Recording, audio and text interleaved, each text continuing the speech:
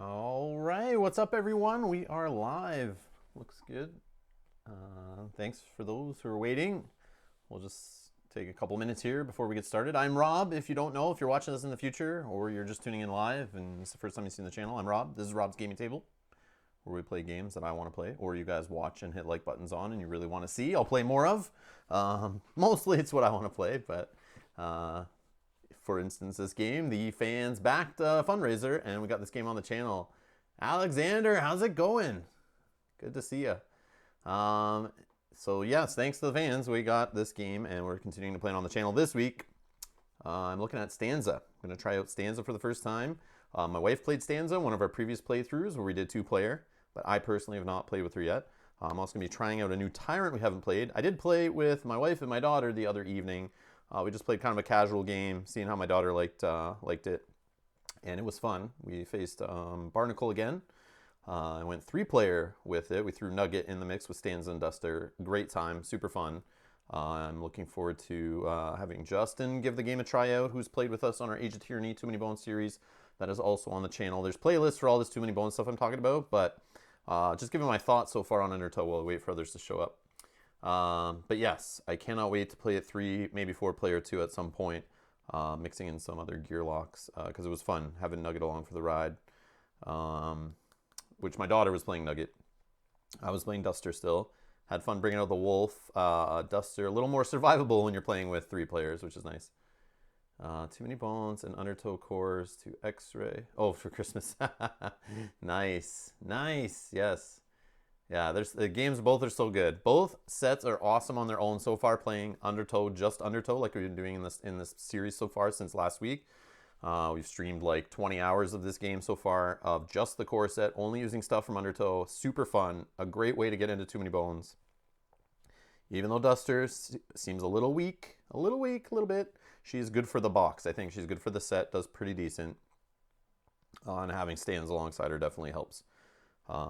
But yeah, even trying solo. Solo's great. Solo seems good. But I'm really excited to mix it all together. It's a great expansion, I think, but I'll know more once I start mixing it in with the other gear locks and mixing these gear locks in Undertow with Too Many Bones. And I still have 40 Days of Daylore. I haven't used any of that yet. So I think probably starting next week, I'll get into mixing and getting crazy. And we should have Justin, sorry, what I was going to say. We should have Justin showing up. I just spoke with him today. He can't make it this weekend after all, so we won't be playing 3-player like I was hoping this weekend. But in the next weekend following that, I think the 14th-ish, some point, we'll schedule a live stream where we'll have 3-player. We'll play a campaign of this, and we'll try it out, and I want to see his impressions. And hopefully by then, our Black Friday order, we ordered Tink and Gasket. Hopefully they'll be here, and we can throw Gasket in the mix, and then after that start mixing up, or before that actually, we'll start mixing up other gear locks and stuff. I can't wait. But I see there's a few of you here. Thanks for stopping in. But yeah, we should be good to get going, I think. Let's talk about our Tyrant, actually. Let's get down to the table here.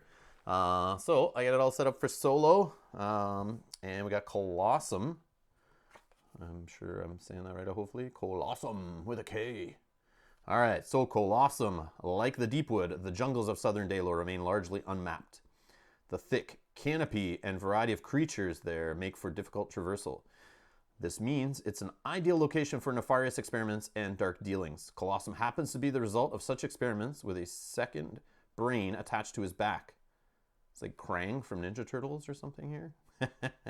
It's uncertain who or what is controlling him, or perhaps the extra gray matter has created a creature with intelligence off the charts. So we have a smart monkey this time. So he has 5 progress points, 7 days, and we're only facing beasts and goblin type baddies this time. No scales in the mix, so that reminds me. I set up the 1 and 5 stacks before the stream started, but I did not check the 20. I'm not used to like really dealing with the 20s when you're playing solo, so I just forgot them kind of. But okay, so we just have 2 beasts and 2 goblins, and these 2 scales will leave this playthrough. Back to the box. So let's mix these up. Okay, throw this there. Then we got our 3-point mechs and Kreln. And this is unfortunately, another one of these short, like 5 progress point tyrants. But this is any indication how it went for me with Duster last week, there's a possibility I fail and then just clean up and restart. So this could be a longer stream, but it can only be max like 5 hours tops. Hopefully it's only like 2 or 3, but it could be 5 hours tops if we end up resetting and trying Kollossum again. But I can't go too late because I'll be playing Tainted Grail later, recording the rest of our episode that we started the other night. And Adam is here. What's going on, Adam?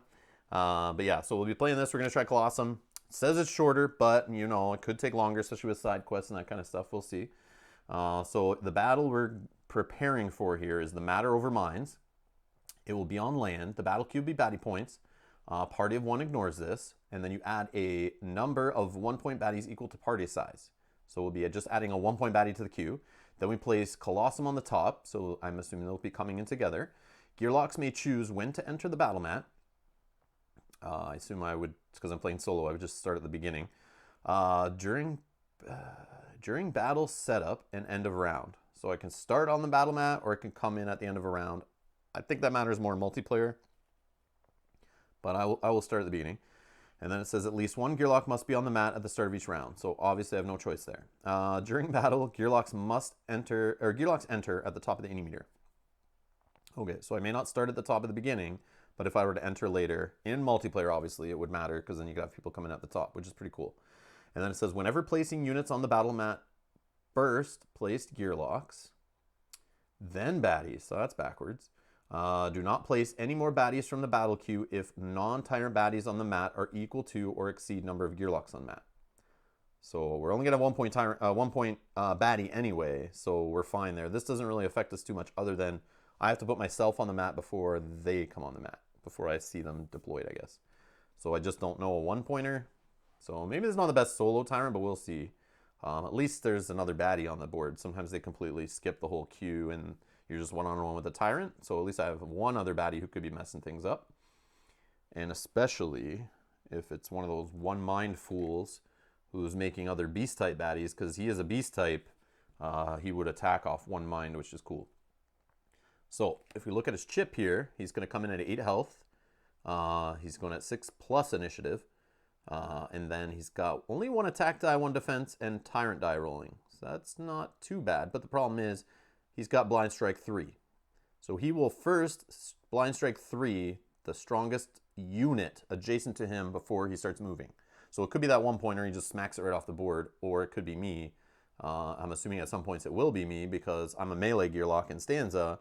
So I have to be beside him to attack. So on his next turn, if he's beside me, he's just going to smack for 3, then hit me for his normal attacks. And he's got Jungle King and Recover 1. Recover 1, I think, is the same as from the first set. This unit heals 1 HP at the start of its turn. Okay, that's normal. Jungle King says Kollossum can only be targeted while no other baddies are on the battle mat. So I got to get rid of that 1-point baddie. Does he have a way of bringing more on the mat? Let's see. And this is my first time reading this card, by the way. I've never dealt with this guy or never seen him before. So we're trying Stanza new and the Tyrant new. So yeah, we'll see. I'm definitely going to play on Heroic Adventurer mode, the medium difficulty.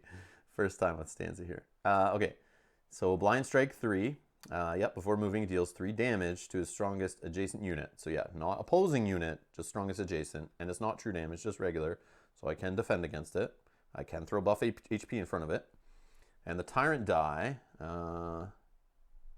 Yeah, the Tyrant dies. What's next? So this guy will go, hold on, what's he? He's 5 progress, right? 1, 2, 3, 4, 5. So he's going right here in the jungle. It would make sense. So we're going to throw him right in there. So let's look at this Tyrant die. So let's do the first one, Synapse. So it's a little brain. And it is on 3 sides. So it's 50-50 chance on these 2 abilities here. Synapse. Move weakest Gearlock adjacent to closest fellow Gearlock if possible. Then attack it, rolling all attack dice your attack stat. So that doesn't matter in solo, so I just nerfed half of his die. Playing by yourself, interesting. But that's why they have it, so you can choose when to come on the battle mat. Because it's like, you can all start together, but you're going to be hitting each other. Hey, how's it going, Miss X? If I'm saying it, Miss X. MSXCTS, CKST. Yeah, sorry if I'm pronouncing it wrong, but hey, how's it going? So we will, and then the challenge on the other half of the die, this monkey with a brain on its back, add 1 point beast to the battle queue. That's how we get more baddies in so we can't attack them.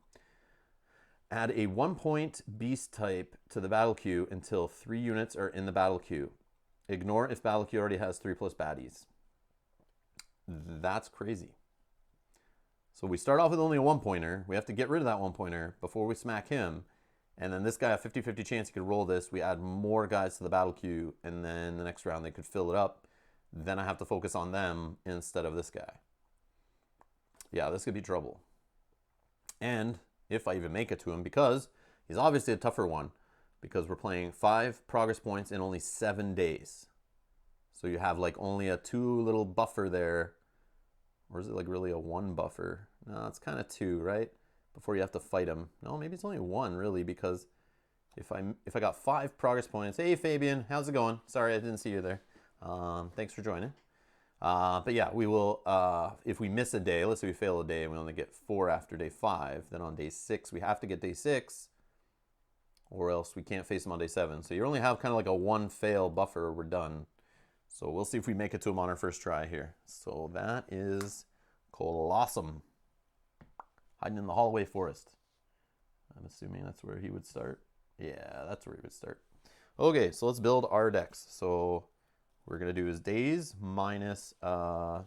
So we need 5 solo encounters since we're only playing with 1 gear lock. And we're going to shuffle these up.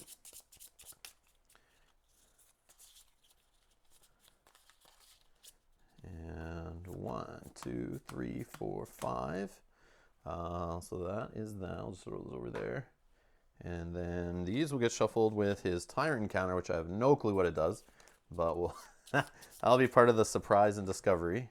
And there's our cover card to hide it. So I'll look away and I'll shuffle these. And hopefully jam the Tyrant encounter on the very bottom and never see it. But you guys probably know where it is. Okay, so then we need day 1s and 2s randomly. And we'll just take that one for 1. And we'll take that one for 2. And I'll throw those off to the side. Okay, I'll leave our 1 out. Throw our 2 back there. I think we're set up. Other than heroic difficulty, take an additional HP. So we're going to start out at 6 HP. Oh, I already had it there. Yeah, 6 HP. And then we'll take 1 training point.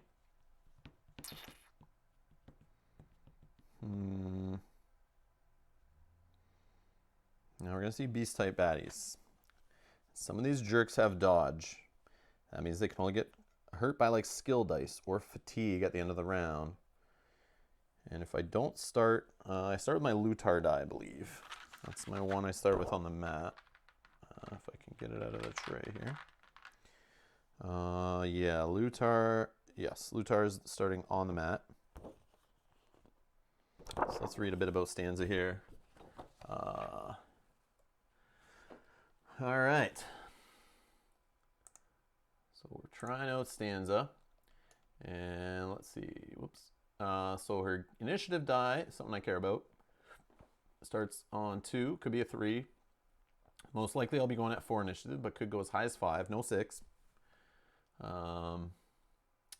And then here is nothing more wonderful than music. At least that's what Stanza would tell you. Wandering Daylor, she knows all the traditional songs and has written plenty of her own. Her music is dangerous, controversial, and occasionally illegal. Oh man.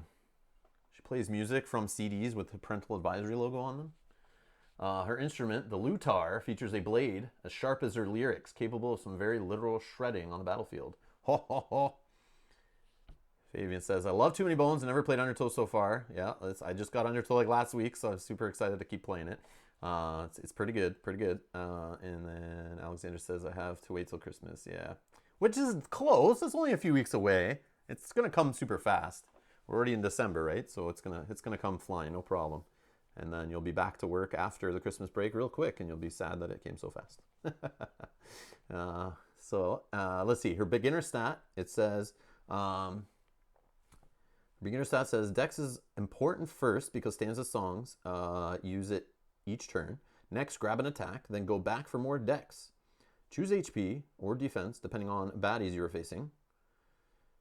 See, now, if I was playing multiplayer, I'd be careful with the attack dice because I'm hitting other gear locks, but in this case I'm playing solo, so I don't think I have to worry about that in the Tyrant battle because of that one ability, but we don't have to worry about that. Skills. Forever Mine is a great early song, while Under the Old Zelphe can help you if you're struggling to stay upright in battle. Consider going for Breaking of Daylore for added damage dealing. Breaking of Daylore. Ah, okay. So her innate, just to talk about it a little bit here. So she's Songsmith. She starts with her Lutar die, which I already have, and then you roll this die before battle, place it in the prep area. And then her innate +1 is a Songweaver. In addition to Songsmith, after rolling Lutar die, Stanza may increase it by 1 if possible. That's good. Omni's here. Undertow over lunch hour. Doesn't get much better. Chip theory must be having shipping issues. They still haven't processed my promo chip order yet. Yeah, I haven't processed mine either. Yeah, I'm assuming they're... if it's all going through Quartermaster, those guys are like overloaded right now, shipping out tons of Kickstarter stuff that's been coming there, and I'm sure they're handling orders from other people, and orders from Quartermaster, I believe, is linked to a super popular website in the US based out of Florida. What's that one? Cool Stuff Inc. is really who that company is, I believe. It's just a branch of that. So Cool Stuff Inc. sells tons of orders, obviously, on Black Friday. So I'm sure that is who's shipping it out. So I'm sure they're very overloaded. So Black Friday orders might take some time. John's here. Hey, how's it going? All right. So the gang is here. We can start now. Just kidding. We've already kind of started. Not really. We're just talking about Stanza, but you guys already know about Stanza. I'm just checking it out for myself here. So I'll explain how the songs and stuff work. I'm pretty sure I have a grasp on how that all works. I just want to check the side here. So we can tune up on backup plan her Lutar or the amplifier die, which I believe is a consumable. Add distortion, so you can intro, advance, or vamp a song in an active slot. Doesn't cost Dex. Focus must still meet total focus requirement. Okay, good to know. And Lutar Smash is some big thing where I can do half damage of all the focus in my prep area, but then I have to get rid of all my professional dice, so clear out all my skills, basically, which is crazy for my whole mat. That's nuts. Like it's supposed to be a final blow kind of thing. All right. So I just want to see this damage die they were mentioning in the beginner. Breaking of Daylore, I think it was. Nope. No, it wasn't. What was it called? Yeah, Breaking of Daylore for added damage dealing. Oh, I see. It's a minus heart. I just looked at it and thought healing right away when I saw heart. Harm HP, it says. Deal number of true damage to affected unit. Oh, I love true damage. Oh boy. Which also Fury Cleave I know does. From Mel playing with her last weekend, I believe was when we played the other evening, like I was saying earlier. Fury Cleave, yeah, I like the metalhead stuff. We'll see. All right, back to the table here. Let's get rolling. All right, so day 1. Your move. Breathe. Chaos everywhere. Guards, mechs, chaos. Chaos is everywhere. Guards, mechs, chaos. More mechs, more guards. Deep breath. It's time to move, but nothing could be more dangerous. The nearby surroundings are unknown, but there's a guard set up just up ahead with his back turned. A quick move, and anything he's holding could probably be stolen and put to good use. Maybe a few minutes to get the lay of the land would be beneficial, but the opportunity for extra wares would be lost. Deep breath. Time to move. All right, so the options here are find a lookout perch, reveal the first baddie from each baddie stack, and cycle to the bottom, to the bottom of the stacks if you desire. If cycled, reveal the next baddie in that stack. So it's cool scouting. You'll basically know the top one in the stack, and you get the added benefit of toss in the back and a training point. Or you go nuts with got to pick a pocket or two, where the guard's pack is embroidered. Lionel Bart is now named for an opener guard. So I've had this one a few times. I did play the very first time, just went crazy with the loot. And having lots of loot and healing and all that stuff, like having that stuff to feel a little more confident was nice with Duster. Could be okay. But, oh yeah, I forgot to do my original training point from playing Heroic Adventurer here. So I'm going to take... Where's that Zelphe one? I'll just take a song to get that started. I'll do the Under the Old Zelphe healing thing for some health. And then I think I want to do... I'll do the scouting thing, I think, to try to hunt for the dodge guys. Get the dodge guys out of there early, I think, because I don't have any way to damage them. But with that training point after, I could take something like Axe Blade or that, where is it? Oh, Breaking of Daylor is up here. It's a, I have to go through the River Deep, which the River Deep, what does that do? Looks like it reduces all of our movement. Could disable, I think that's what that is. Disable, yep. Could disable guys, my target. Could reduce the baddie's movement. Could disable a 5-point or less. So 1 point or less or a 5-point or less. But getting high up in the song is kind of rare. And then I could reduce baddie's movement by 2, which means none of them move anywhere. Well, that's active. That's pretty cool. But not the coolest die. But yes, I want to get to the one that has true damage eventually. I think that's pretty cool. But I might need to get decks going first before I start picking more songs. So I'm going to go with the first option. Let's start revealing. Oh, but that loot though. Yeah, training point, says Alexander. Yeah, I'm thinking so too. All right, so let's do the reveal of the stuff. Let's do a little text first. So first we got Mischief 1, which, oh, Mischief's bad against Stanza, knocking songs out of her active slots. I didn't really think that one through, but yeah, that's dirty. That's dirty that they picked goblins as a type to be in Undertow with Stanza. Normally I would keep that guy. He's not too bad, but now I'm thinking, like, if I only can put up one song, like, he's going to knock it away. I don't really have the attack power to, like, kill him in one shot before he goes. Ooh, yeah, I think I'll throw him to the back, actually. So I can get some more songs going, maybe? I don't know. I mean, I could get defense dice up there, but, man, if I roll bones, there's nothing up there. All right, so the next guy we get... Oh, another Mischief. Get out of here. An even stronger one. 4 health. 1 attack. So I'm forced with that guy. Yeah, I'm forced. Too bad. Couldn't get away from Mischief. So the next stack... Man, Mischief 2? Come on. 2 attack, 4 health on this guy. This is our 5-pointer. Throw him... I mean, man, if I don't put up the songs, I don't really care, but yeah, I'll throw him to the back for now. But you know what? He'll be our, like, 1-pointer in the boss battle and really mess me up. Okay, so let's reveal the next guy from the 5 stack. All right, we got Poison 1, Signal 1, 6 health, 3 attack dice. He's pretty rough, but we got to keep him because he already cycled back 1. Now let's check out our 20-pointer. Oh, more Mischief. Fun times. So this guy is 6 health, 2 attack, 1 defense, and he's ranged. Trickery. What the heck is Trickery? Trickery. When this unit enters the battle mat, immediately add another Goblin Guru, who is 20 point from active stacks only. Oh, so there's 2 of these guys? Goblin Guru Gwins? So they're like twins, I guess. Add it to the top of the battle queue. When 2 Goblin Gurus are on the battle mat, damage dealt to 1 unit is only applied to the other. Well, that's messy. Yeah, I guess. Okay, I see. And he's got equipment. We know what that is. So we could get more attack dice. But he's only attacks with 2. 2 attack dice, 1 defense, and 6 health. But I see why, because he's basically 2 chips in 1. I don't know. I kind of want to leave him on top just to play around with him, but the Mischief 2 thing again. So I kind of got... I'll toss him, but I mean, we could get the next one anyway. Let's see what we get revealed next. It'll probably be the other one. Nope, it's not. It's a bleed and dodge guy. So hopefully we never have to deal with these guys. We're playing solo and it's on a shorter playthrough. But we got bleed and dodge. We got a furious gorilla. Yeah, okay. Well, he's revealed. We know he's coming either way. If he's coming, we'll see. Oh, and I got to do our 3-pointers, right? We got swap and disruption here on this mech hound. Attack him for 2 attack dice. I'll throw him to the bottom. And then what do we get next?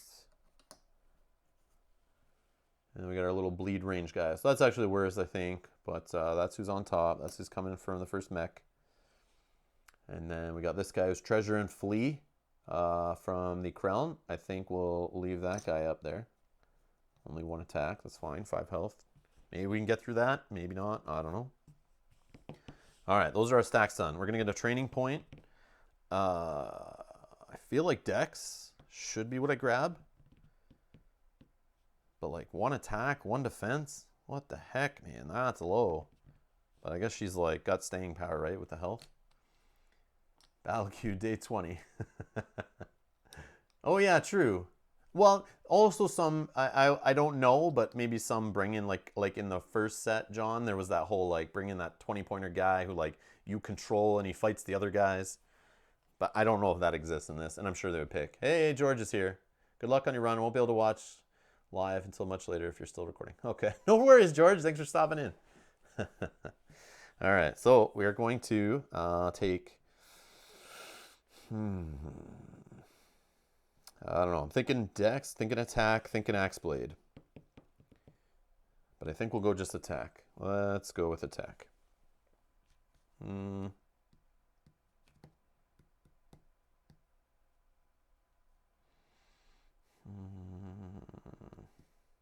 the Dex with the song. Yeah, maybe I should have did our regular stats before I started caring about songs with all the damn mischief. But yeah, we'll just try Attack, I think. Where are my dice? All my dice are 8. So we got it. We're going to take 1 attack.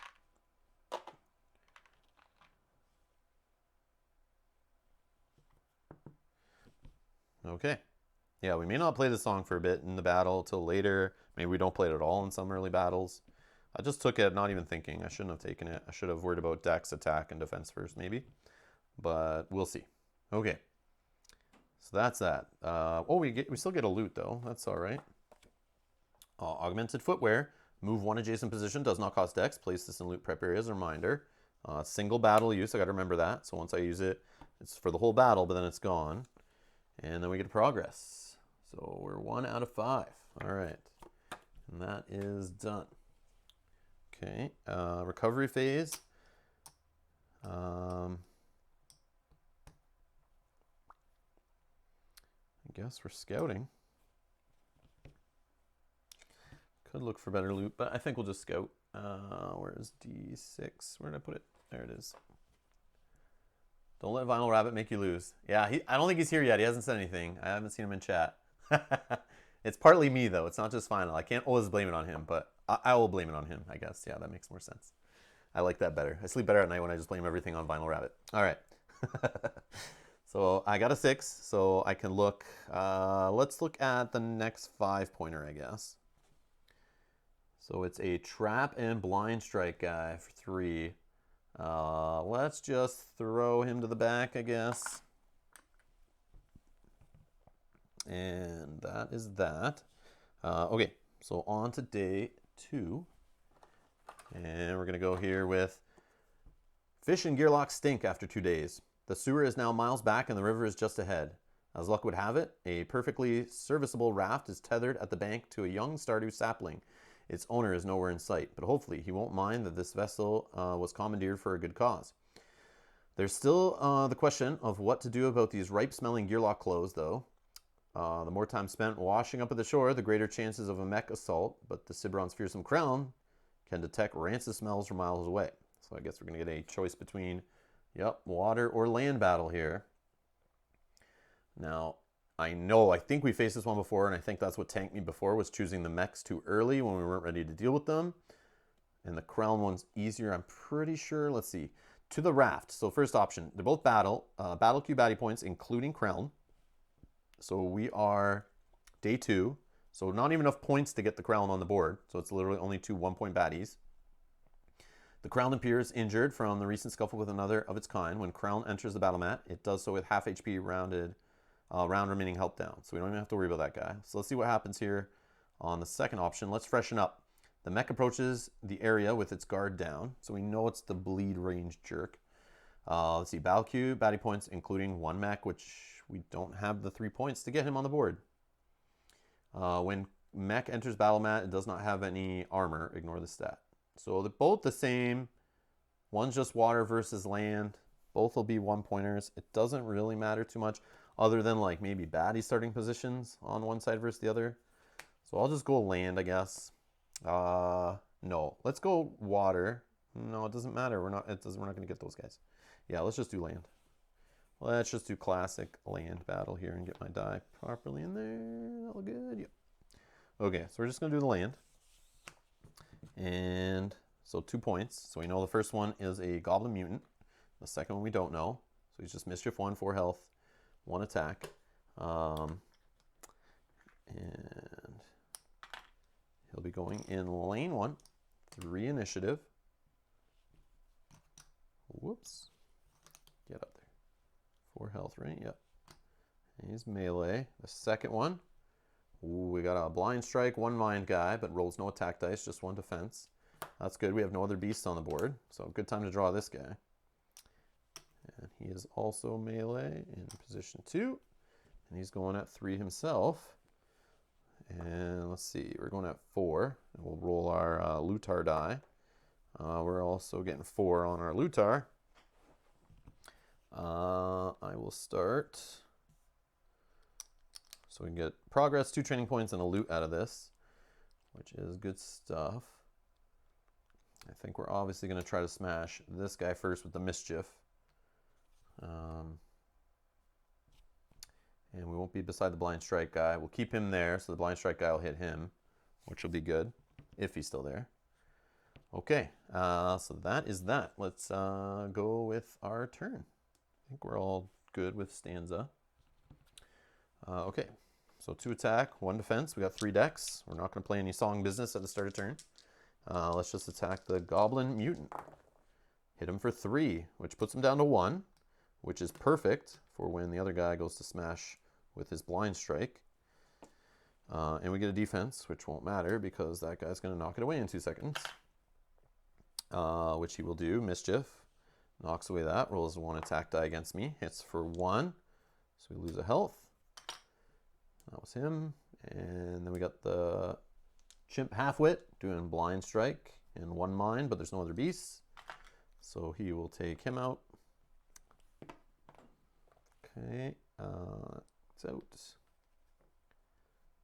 And, oh yeah, Blind Strike. Then he is going to, I guess, move here now. Sure. And then he will just roll a defense. And he gets a bone. And he does no backup plan ability. So I feel like this battle is under control. All right, start of my turn. Sure. Let's do a song. So I get a buff HP. I'm just going to try to get to the heal, I think. I don't know if I'll get that far, but... so that's a dex, right? To intro a song, that's a dex. I have enough focus, only need 1. So I have 2 decks left. Let's just do a defense and an attack. So I hit him for 2. Yeah, it doesn't kill him, which I thought might happen. I could have went to attack, finish him off probably, but oh, I get a bone. Tune up, doesn't really matter right now. Then this guy will go. Just roll a defense die. And oh, he gets 2 defense. Okay, round 3. Start of my turn. I'll use the dex to advance. So I do get a health. So I'm back up to 6. So that feels good to end the battle full health, since he won't be damaging me in any way. Oh, Blind Strike. I forgot Blind Strike. I forgot Blind Strike. He will be damaging me that way. Yes. I don't have defense. So I should have lost 1, then gain 1 back. Yeah, so I shouldn't be at full health. Forgot about his Blind Strike. So he got Blind Strike, then he just rolled his defense. Okay, so I advanced that. I got 1 health back, so I'm still... Oh, never mind. I would be at full health because I have buff HP. Buff HP would have left first. Give me a minute to get used to the whole Stanza buff HP song thingy. So yes, I should be at full because he would have Blind Strike, would have taken a buff HP. Then I would play the song to heal. So I use the dex to advance that. I definitely have the 2 focus needed. And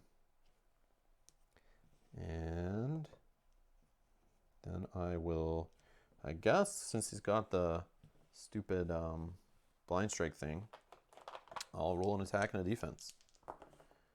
So I get 2 defense, which is good. That'll buy me a couple turns of that. And then I'll hit him for 1, take his defense down to 1. Okay. Now it'll be his turn. So he Blind Strikes. And he doesn't roll a defense because he already has it locked and is active. Round 4. Start of my turn. Do I, what is it here? A buff HP? No. I will do the vamp thing, right? Which doesn't cost a dex. And I have 3, so I guess it doesn't matter. Could I have... What would it take me to? So 1 I did buff, 2 was the whole thing. Oh, another buff to party, and then 2 buff. I mean, sure. Yeah, I'll do it. I'll do advance the song. So I'll spend a dex. So I still have 2 decks. I got a defense dice there. So I'll still roll 2. That'll give me a buff HP. And I hit him for 3, which is enough. I'd knock his defense away and kill him anyway. Beauty. Okay. Comes back. Buff is gone. This guy's dead. These come out. This comes out. This comes out. This goes back. Okay, this goes back. All right. Reward. Let's get a loot. Fortunate discovery. Which you can get the whole bone thing going, I guess. The amplifier. I don't think I need the amplifier die yet. Lutar strings is just Bone City, which could be how I get my name +1 going, because it's 3 or 4 bones you get out of it. So we'll toss that in a sec for some fortunate discovery consumable dice. I get a progress. So we're on 2 out of 5. And 2 progress points. Well, it's going to be a dex. A dex, and I feel like Axe Blade.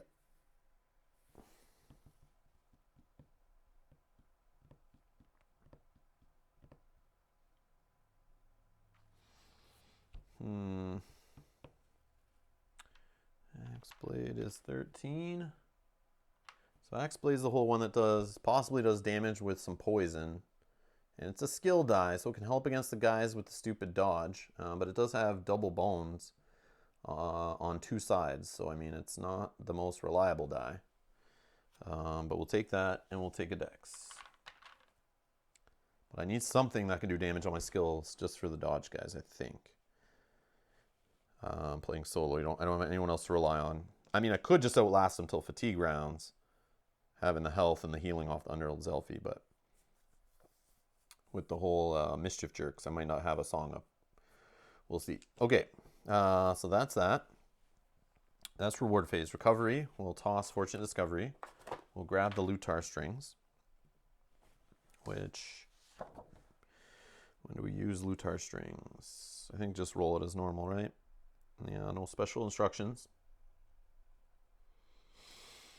Yeah, I think we just roll it later with some decks and see what we get for bones. Okay, and it's good because I can wait till later in battle, I'm assuming, and then just wait till I have a few bones already and then roll it. So that way I don't waste it. 2 decks. I was thinking that. I was thinking 2 decks also. 4 decks. Yeah, maybe. Maybe.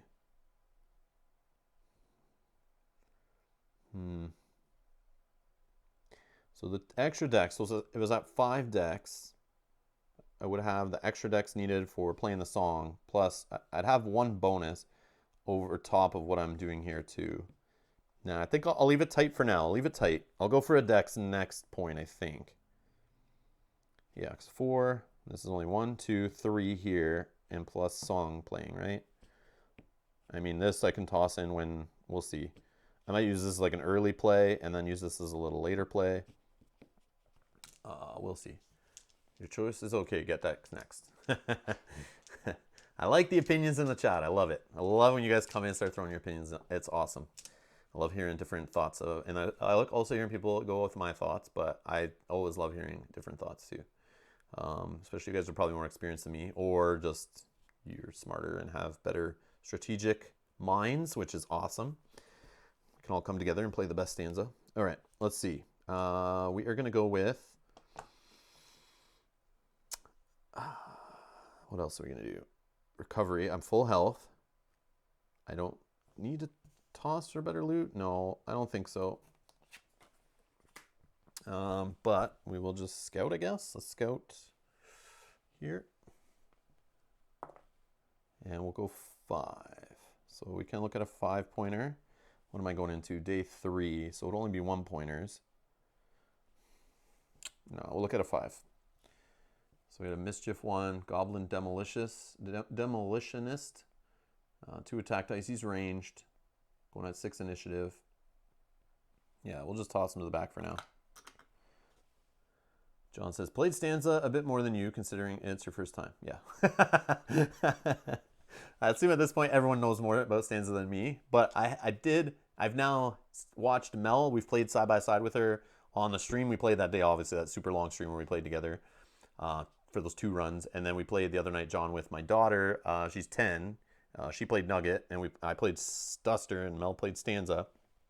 And we just played like casual family game night and played against Barnacle. And so I got to see Mel was using some different dice and some different trees and stuff. So it was pretty cool to see some different things she was doing. And it was different with the whole 3-player mechanic. I like it.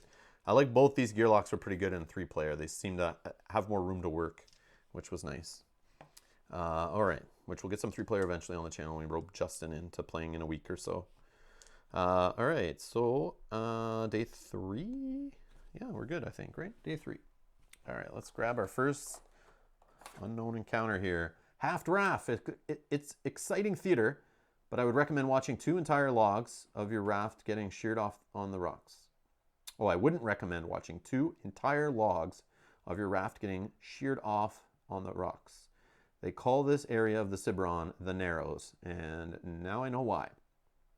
It turns out that half the raft can still stay afloat, but the shore is absolutely on top of me, and the current through this channel is feeble and slow. Any creatures with bad intentions would have no problem effortlessly hopping onto my raft. My quandary now is if it's worth it to commit my extremities to the water in order to get this float moving faster. The waters may be calm, but there is still Krell about, and I happen to like my hands and feet. My daughter liked it, actually, which I thought she would, because we were playing a game with bright colored purple, pink, and teal mats, all female gear locks on purpose, to kind of show her that, like, I like showing her, like, there's, women in gaming is a cool thing. That's something we need more of. And rolling a handful of colorful dice. Like, I knew she would love it, and she had fun. She acted like she didn't want to kind of play at first, but it was funny when I was trying to give her recommendations. At first, she would pay attention and be like, okay, yeah, Daddy, that makes sense. Yeah, I'm gonna choose that dice, yeah. But by the second training point, like the second or third day, when we got some more training points, I started to point to her sheet to tell her what to pick, like give her some recommendations, like choose this or that I would recommend based on playing Nugget 1,000 times. And she's like, no. And she like pushed me away and wanted to pick herself and started like looking through her sheet and looking at the dice and wanted to pick different things. Yeah, so it was pretty good. After that, she's just like, leave me alone. Let me pick my own choices. And we were playing for the first time, playing on that easier mode where you get like 2 health. So it was an easier run, of course. But it was fun watching her just make her own choices and kind of regret them later, especially the ignoring decks for the first little bit. I said, okay, you play with low decks. But I explained to you, you roll less dice that way. And as soon as she got to a turn where she looked down, she had like 3 skilled dice, had some attack dice, and she like grabs it all and goes to roll. And I say, you can't roll 6 dice when you only have like 3 or 4 decks. And that's the very next training point. She's like decks, and then she like you could see it just like, bing, the light went on, and it was crazy. She had a good time rolling tons of dice and killing Crown. Yeah, it was good times. So yeah. I'll keep at it, get her to keep playing and try some different stuff, and then yeah, maybe I'll rope it into, then we can have 3 or 4 player games more often on stream. All right. So our options here are get my feet wet, and it's water or water, both attack. First one, get my feet wet. Battle queues baddie points including 2 crown, but our baddie points are only 3, so we'd only have to take 1 of those, and there would be no other baddies. Use only 2 lanes 1 and 2. So we're gonna go water. I think this is the one with the typo, maybe. In the FAQ, let me just double check. Remember, it was the one about the 2 lanes. Half raft. Yeah, it is. Yeah, it should say lanes 1 and 4. Okay. Yeah, 1 and 4. So use only 2 lanes, 1 and 4, and 2 baddies at a time. Also use only crown starting positions 1 and 3 and 5. 1, 3, and 5. Yeah, that makes sense. That's on the right side or left side. I mean, on the correct side. Yeah, lanes 1 and 4. Okay, perfect, John. Starting Gearlock on a Krell starting position. Okay, so we're just playing with just this half of the map, which is cool. But we'd only have 1 crown, which doesn't seem too bad, and we know it's our treasure and flea guy. So can I defeat him before the end of round 3? He's not putting any defense on him. I feel like this is like the best way to go. Or we stay ready for action. Oh, but the extra training points. Battle queues baddie points, and then you add 3 1-point baddies. So we'd have 6 points of dudes. No, it would be battle points, which is 3. So we'd be adding 3 1-pointers, and then 3 more 1-pointers. I don't think that's a good idea. And then we use only 2 lanes and a max of 2 baddies. Oh, 2 baddies at a time, though. Do I have that kind of staying power, though? I mean, Underlord Zelfie could make that not too shabby, but getting a mischief guy in there at the wrong time could just, like, totally destroy that. I don't know if it's worth it for the extra training point, but going with the first option and only having this guy for some treasure, that could be pretty fun. What do you guys think?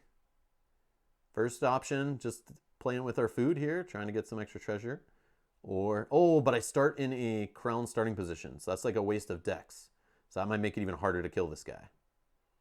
But I do have that axe blade with poison that could help speed that up. Or battle queues baddie points, and we fight 6 1-pointers, 2 at a time, trying to get an extra training point out of the deal. I feel like going number 1 just to be kind of safe, and like we're playing with the Kollossum, so we only have so much wiggle room to fail encounters here. Option 1 because of the treasure. Yeah, I'm feeling that way too, because I still should be able to get something extra out of it, which is pretty good. So yeah, let's do that. I was feeling the same. I agree with you, John. Let's do it. All right.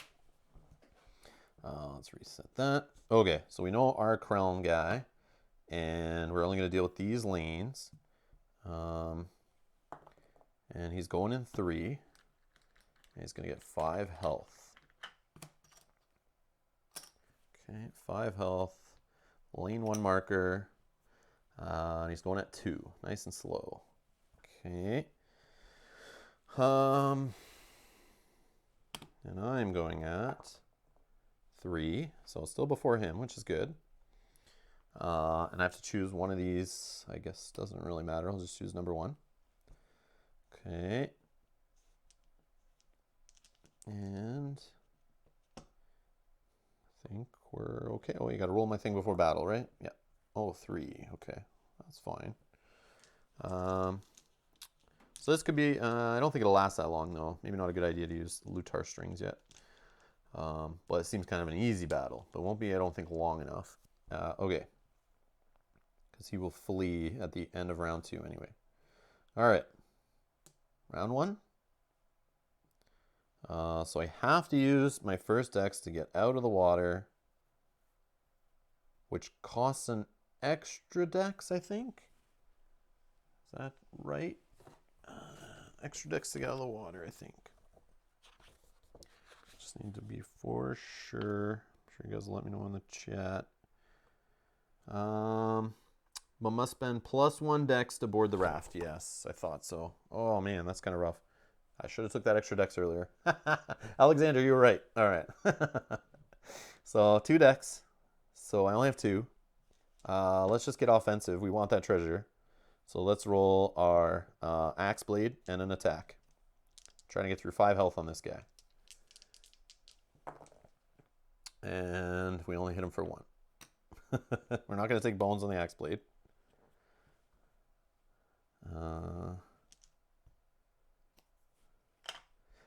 Okay. And then this guy will go. I'm here, so he doesn't need to move. He'll roll 1 attack die on me. Hits me for 1.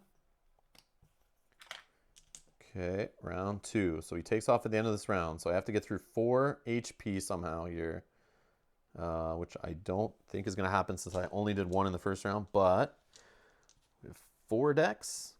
So 2 attack, axe blade. I don't have any backup plans that can really help me do damage except for the final Lutar Smash, which I don't see happening anytime soon.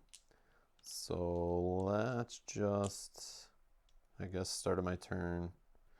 That doesn't even make sense. Let's just roll a defense in there, I guess. Here we go. We're hoping for 4 damage somehow. I mean, like, he could get poisoned too. That would be nice. It's all based on this axe blade die, which we roll bones, and we only do 3 attack. Oh, that's too bad. No poison. Yep, nothing we can do with the bones. That's unfortunate. No treasure. So it goes to his turn. I think it's at the end of the round. I'm pretty sure it's the fleet. Yeah, remove this from the battle mat at the end of rounds 2 and 5. If this happens, closest opposing unit with a loot must discard 1. Oh, I'm going to lose my loot too. Womp womp. That's fine. Okay. So this guy rolls 1 attack die on me. Hits for 2, but I have 2 defense. So we are good. And then that's the end of round 2. So he flees. And I win the battle. Okay. And I lose a loot. So we'll discard my boots, which now I wish I used, had I known that, to get me that extra movement for less dex on that first one. Yeah, that's probably what I should have done, was use those boots to help save me a dex getting out of the water.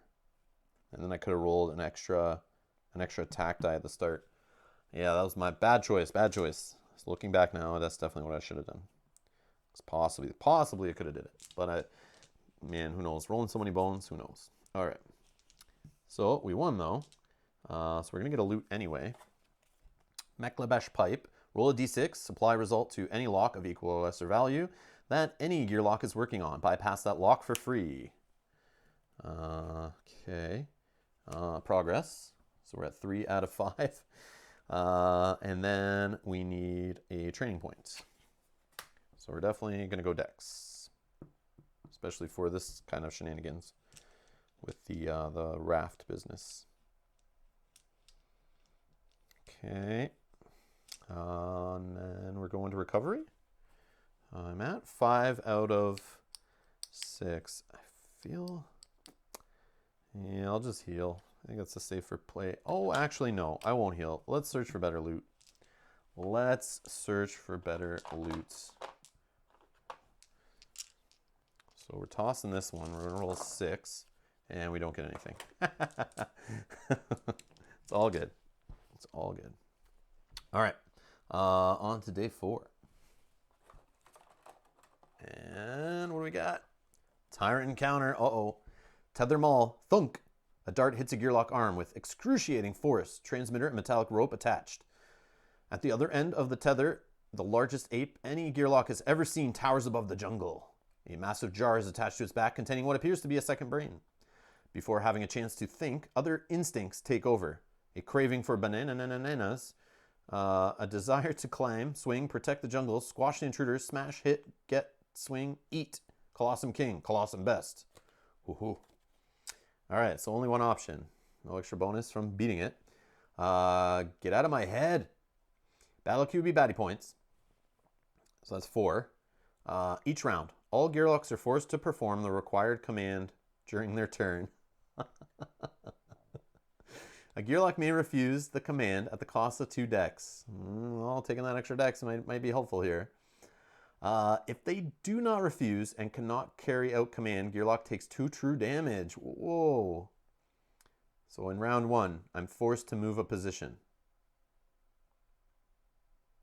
Each round, all gearlocks are forced to perform the required command during their turn. Okay, so if I'm beside a guy, I have to move away from him. But then I could just move back. It's just like wasting my dex. Round 2. Attack strongest adjacent unit. Okay, it's kind of like a taunt. Round 3. Use a backup plan. If I can't, I take true damage. Oh my gosh. Round 4. Do not attack a baddie. So if I attack a baddie, then I get 2 true damage. That's awesome.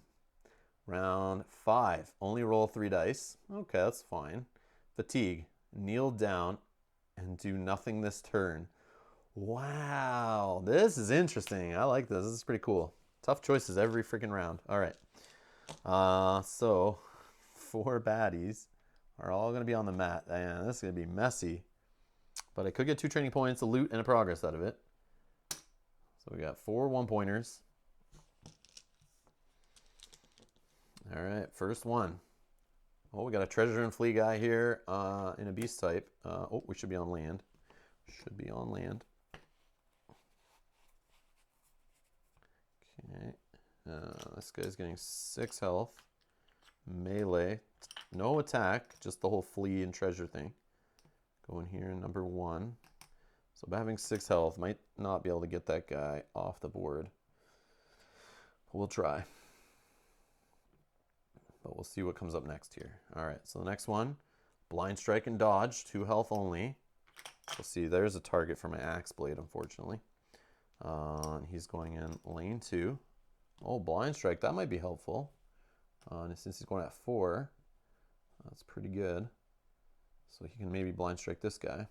Okay, the next, a little untargetable Minkin Monkey for 3, range position, doing 1 attack, 1 defense, hiding up here in the corner. And he goes up 4 after this guy. And the final baddie, ooh, signal 2.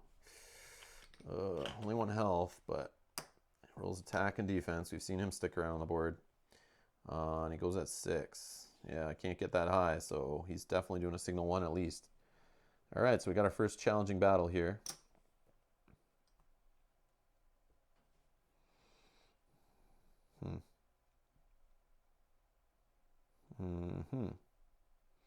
At least round 1 I'm forced to move. So I can start here maybe. Let me roll my... So I got a 4, that's good. Okay. So if I start here, I'm thinking, on the first round I'm forced to move, which wastes the dex. So I move here. This guy shoots me first though, which is fine. I move here. Then I attack this guy.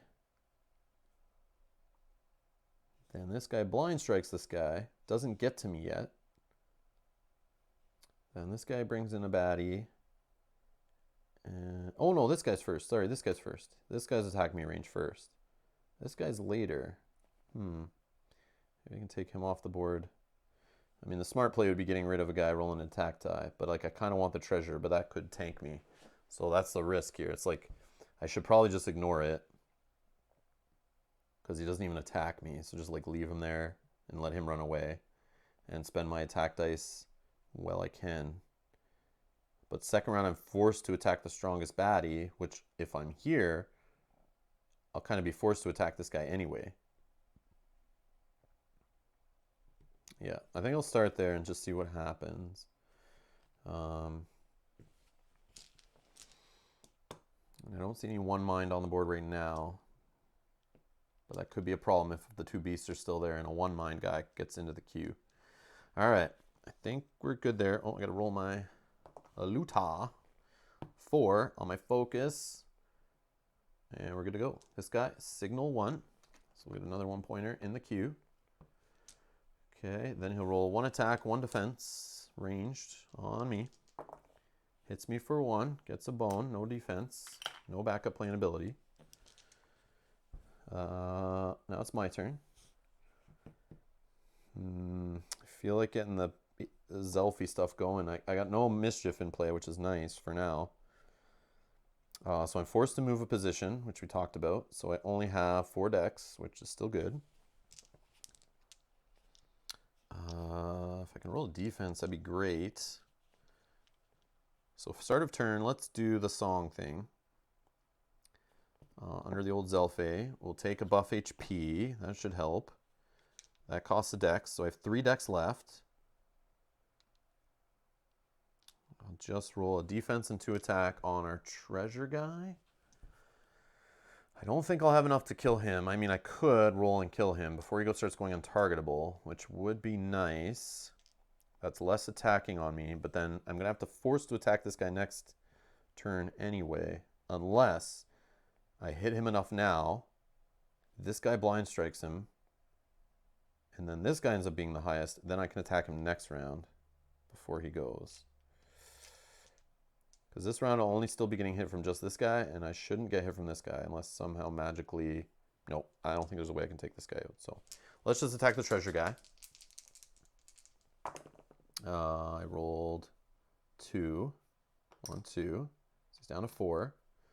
So there's a chance I could get him before, and I got 2 defense, which is beautiful. All right, so let's go with the blind strike guy. He will hit here. Monkey. Oh yeah, yeah, Alexander, you're right. I should attack the monkey. There's a little delay on the chat. I'm sorry. But that's a smart play. I agree, it's a smart play. I should attack the monkey. I'll regret that later, I know. But now they're at least at equal strength. So the next round, when I'm forced, I'm trying to also play with this stupid instructions. So the second round, I have to attack the strongest adjacent unit anyway. So at least now I have a choice. But if I didn't attack this guy, I would have been forced to attack him next anyway. And knowing I wouldn't have killed that guy anyway, I just rolled 2, right? So kind of glad I did focus it here. So the blind strike, and he'll go this way. He doesn't attack me yet. Then the monkey, 1 attack, 1 defense on me. Hits for 1. I just lose a defense. He gets a bone, so he becomes untargetable for a round. So I can't even target him next anyway. So he just would have been at 1 health, which would have been nice, but hey.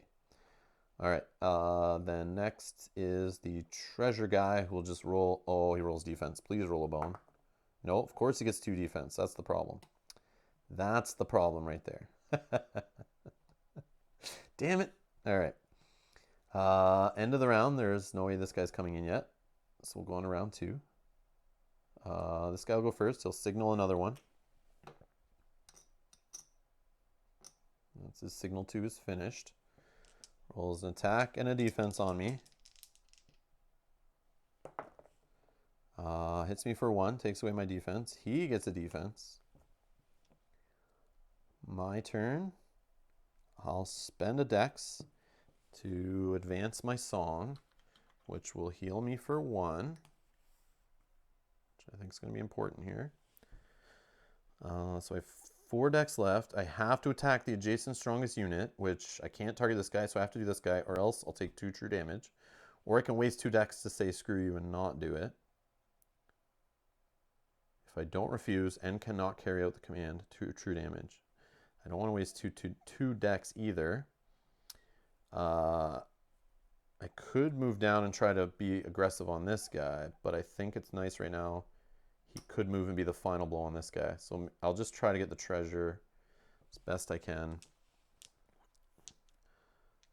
So what do I have? I spent a dex. I have 4 decks left. Distortion business. So I could roll Axe Blade just to see what I get. I would like to save it for this guy, but I don't have to.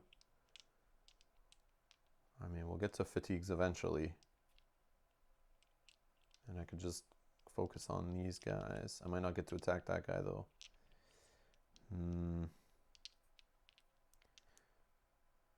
Well, let's roll it and see what we get. Okay, so here's choices now. Choices. All right, so I get a defense. That's good. I have 2 attack. So I should apply that. I'll knock away his defense. So that's gone. Now I have the axe, which gets me 1 damage and 1 poison, which, with the blind strike, will be enough to get the whole treasure thing happening. But then I have nothing for this guy.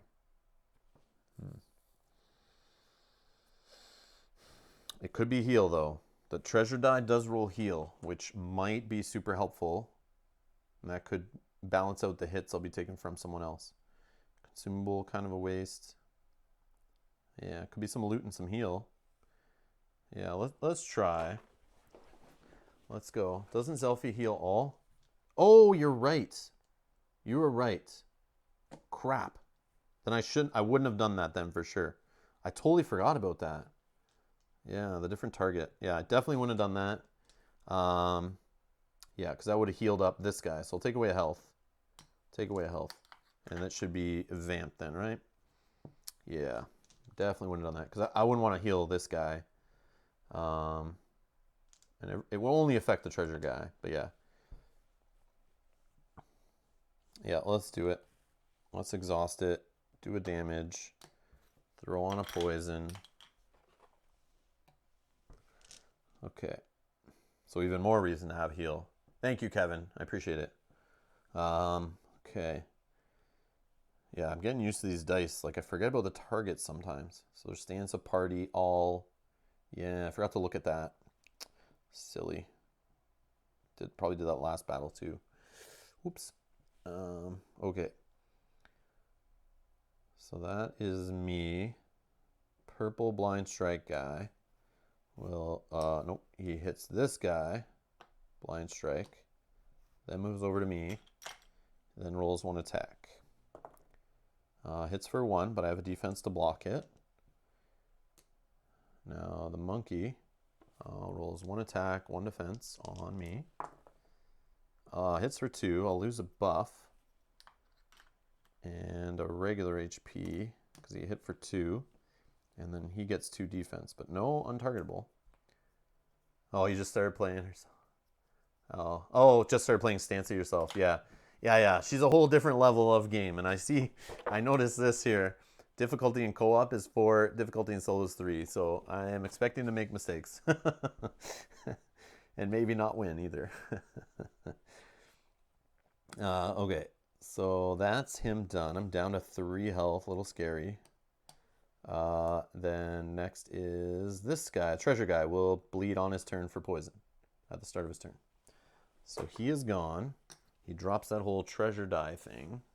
I believe is how it works. And I can spend a dex to pick that thing up and roll it. Is how I believe it works, if my memory is correct. Yeah.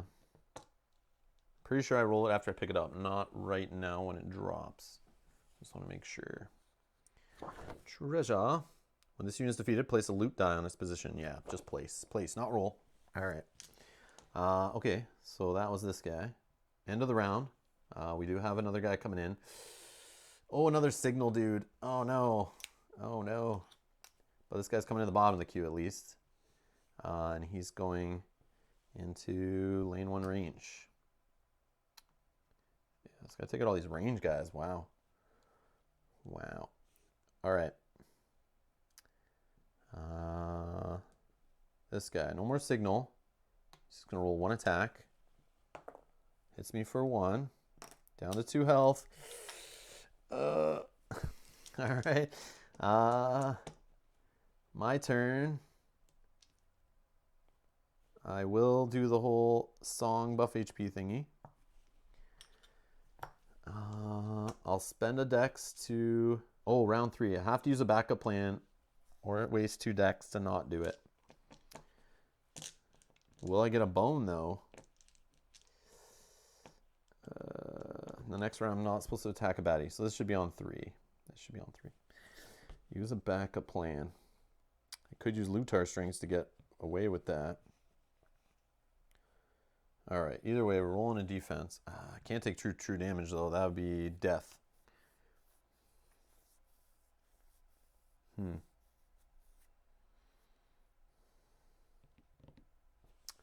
How are we going to do this? I feel like I want to do this die. Hopefully get the heal. And then I got to try to use a backup plan. So let's spend a dex on this no matter what. And I get a Trove loot. Uh-oh. Uh-oh. That could be good later if I make it out of this battle. So that's gone. All right, so that changes some things. So I'm at 2 health. Buff HP, though. I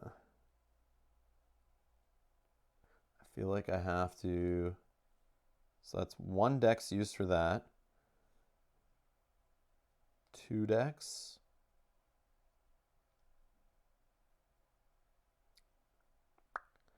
That leaves... Oh, I did a dex here too. 1. Loot, that's 2. 3 to move. Would leave... Oh, that's not enough to ignore the command. Might have to roll Lutar strings to make sure I don't take true damage here. Or I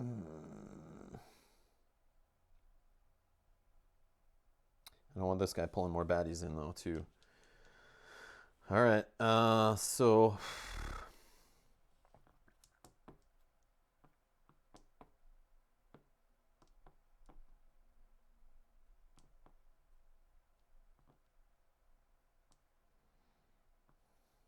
I either waste 2 decks or I use a backup plan which I have no bones.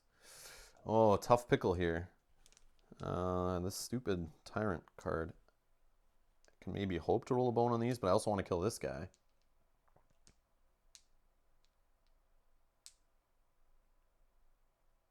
Maybe I just don't move. That leaves me with 3 decks still. I spend 2 to ignore the command. And I roll a defense die. That seems lame. Very, very lame. Yeah, that's going to tank me.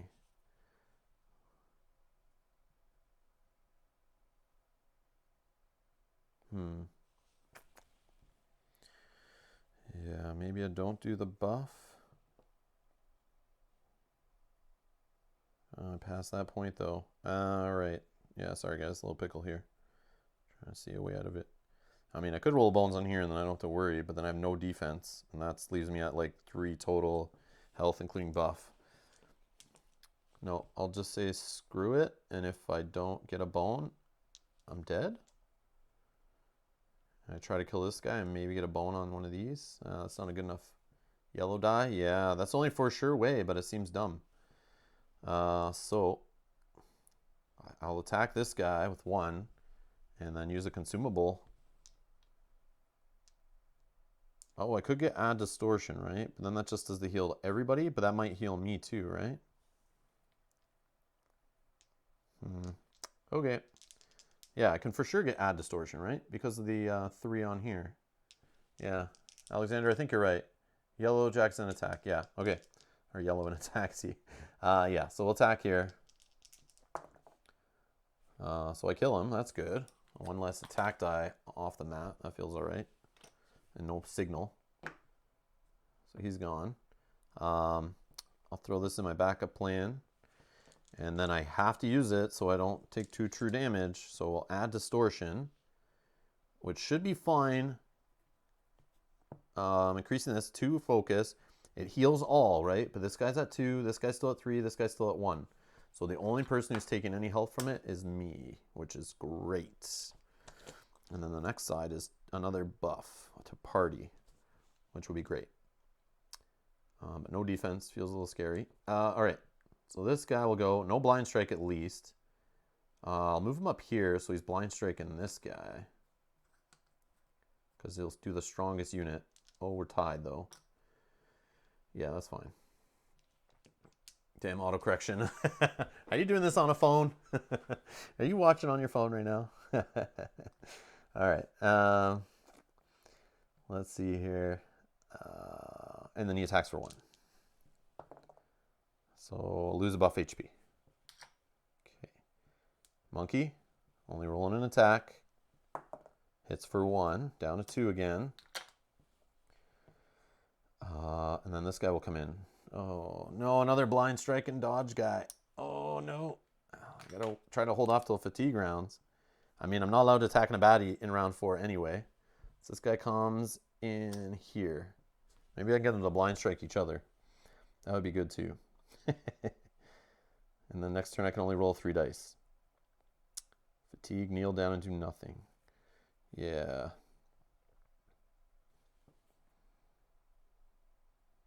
Yeah, buff HP doesn't help me in those situations. iPad, not better. Oh, yeah. Bigger screen, but yeah, we're the same bad keyboard. Okay. So that's consumables back in the tray.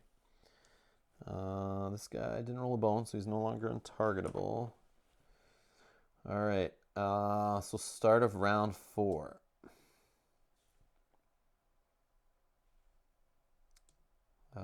This guy will go, rolling 1 attack. Hits for 1. Down to 1 HP.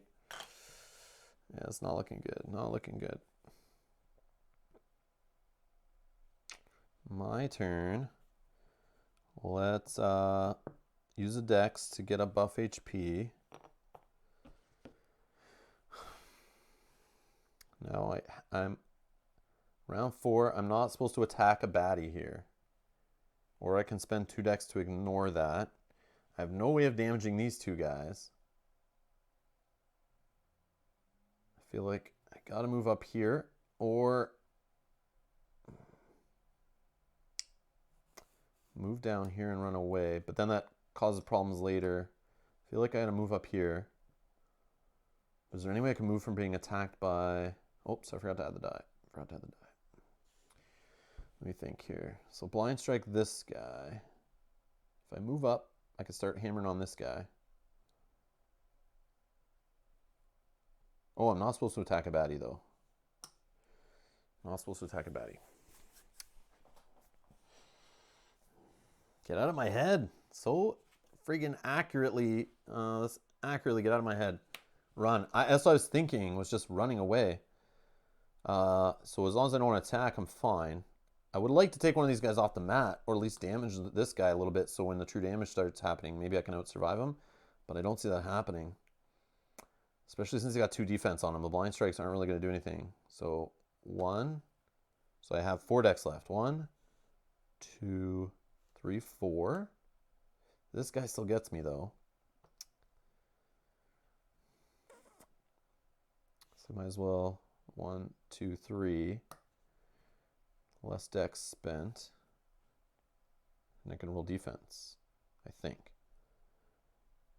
1, 2, 3. I spent a dex for this. So that's 4. Yeah, I still have 1 for defense. It's my only chance, I think. Oh, I get boned. That sucks. That sucks.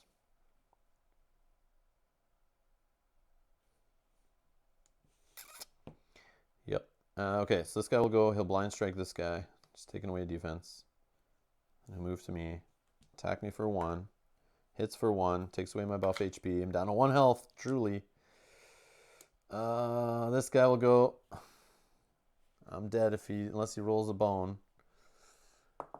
And done. So yeah. I don't know how to get out of that one. That was too much. Yeah, that was too much. I made some poor choices. Attacking the treasure guy obviously was too greedy. That tanked me, but having 4 guys on the mat just all rolling attack dice at some points, like these guys, too much. So these guys will all go to the bottom of their queues. Let's shuffle them up because they were undefeated.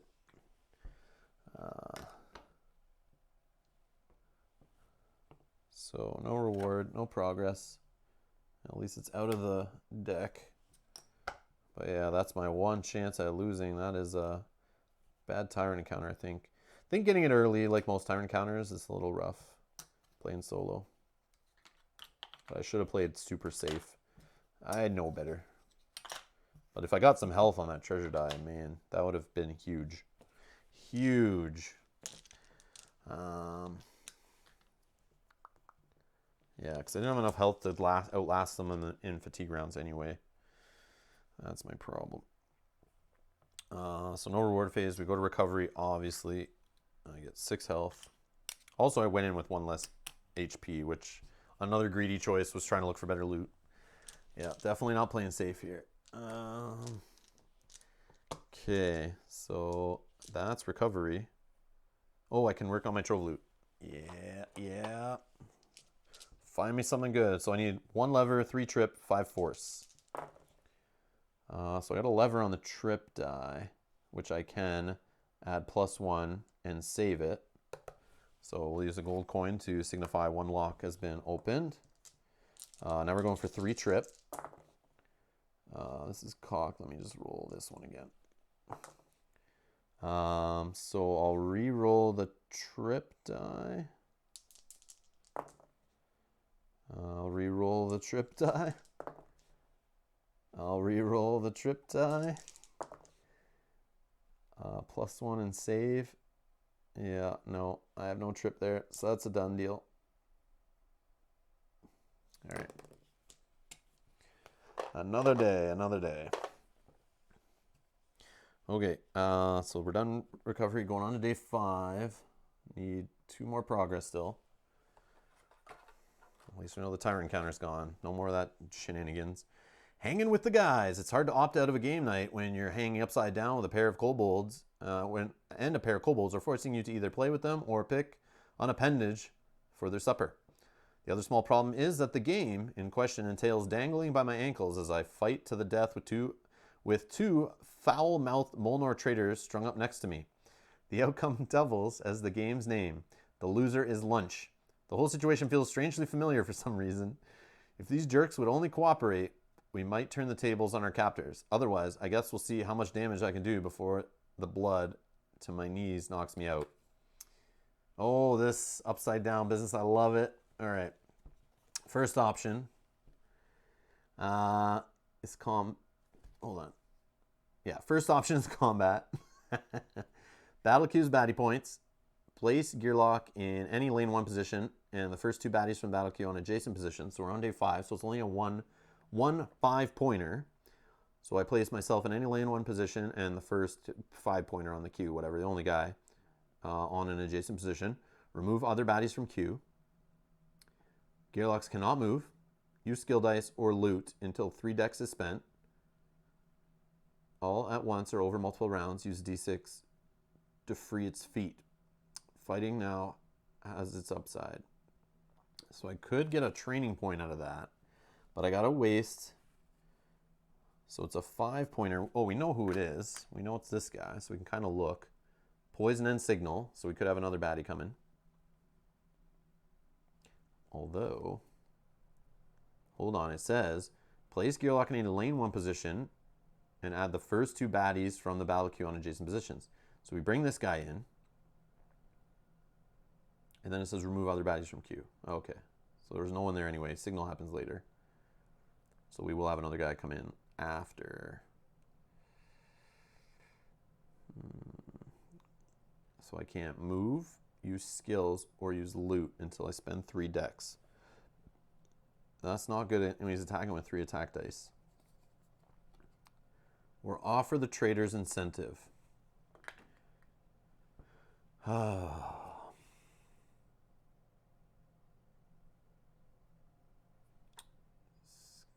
can't move, skills, or use loot. Well, I don't have loot. I'm okay with waiting on the skills, I guess. I could roll 2 attack and a defense against him to start, but I mean, he still poisons and signals. And has 6 health. And could roll up defense. And I'm not exactly the most offensive powerhouse. Or I could offer the trader's incentive, which is a peaceful option. The Molnor quickly formulate a plan. Your part in it is losing the bindings. So I try to solve a 4T, 2F, 3L lock in 3 lockpicking attempts or fewer. You must choose other choice if I don't. Oh, okay. If you have loot, dragon scale, or Meklebesh pipe, whoops, you may give it discard to the Molnor and shuffle special encounter Molnor adventure reference guide into your encounter deck. Otherwise, shuffle special encounter a mountain out of a molehill into your deck.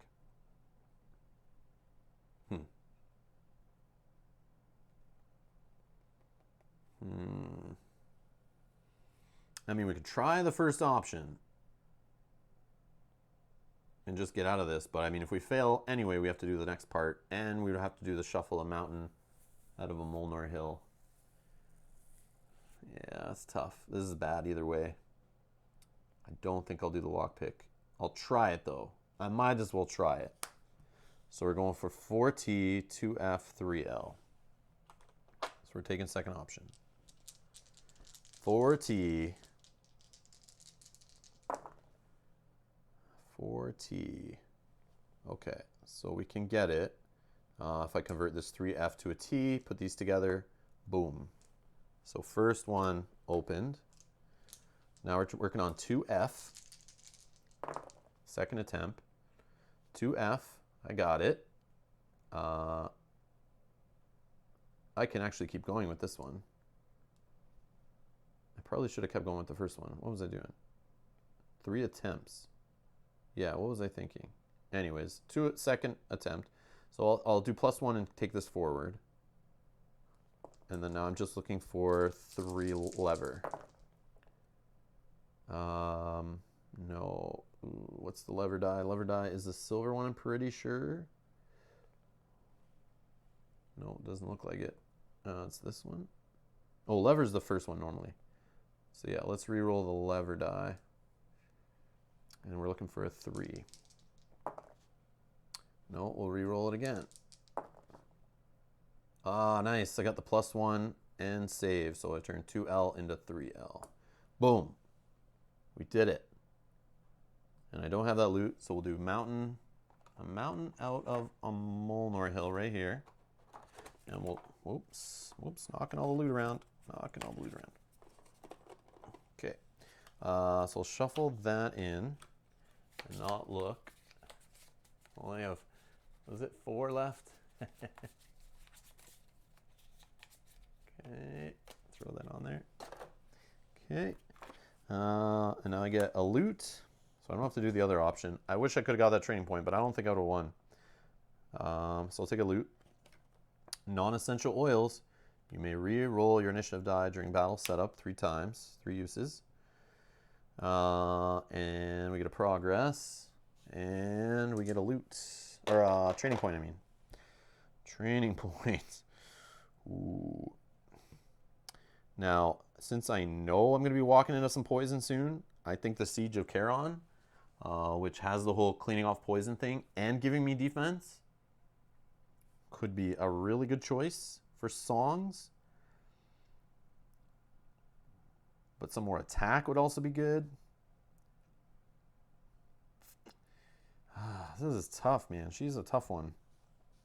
Especially in a shorter playthrough with having, I've been getting less training points too, which is a little rough. If you guys have any comments in the chat, want to have any suggestions, or have any suggestions, I'll take them. I'm sitting at 5 decks, 2 attack only. I feel like I should have another attack. But then I'm thinking of defensively, preventing like poison and the guy rolling 3 attack dice. I know I'm not going to kill him in one shot, so having some preventing a poison and having some shields might be good on that die.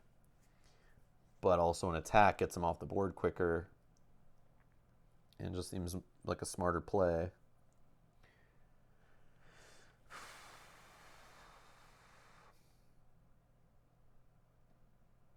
River Deep, what was that one again? That was preventing movement and disable, but I won't get that up fast enough. Charge Swing. These dice having 2 misses on each one is the rough part. I could also just go with one of those. That could be helpful. I'm going into day 6. So we'll get a 5 and a 1. We know we got Signal, so we will have multiple baddies. The Charge Swing could be helpful doing an attack and dealing additional damage adjacent. Maybe better than an attack die, but it misses more often. Does get bones, but I don't want bones right now. I need hits. Attack would be my vote, but it's tight. Omni, it is very tight. Like I'm rocking a hard place here. Yeah, maybe just classic attack. I get hit with the poison. I just like hope to get the battle done faster. And how do you get a battle done faster? With offense. That's how you do it. Instead of going longer. Yeah, let's try. I mean, we could fail. 2 dice, 2 dice. Nope, we got it. All right, so we're going attack. Final answer. All right, done. Okay, so that reward phase is done. And now we're going on to, oh, 1 failed, right? Let's keep the failed ones separate. Just so we can see. So 4 progress. Yeah, 4 progress. 1 fail, but that's 1, 2, 3, 4, 5 days. All right, recovery phase. I feel like tossing for better loot to get some of that loot that like is good for decks, good for healing maybe, better than initiative roll, but yeah, because like I re-roll. So if I get a bad roll, I can make a 4 out of it, but I think I'll toss. I don't need to heal. I could scout, but I think I'm okay. Yeah, let's toss looking for better loot.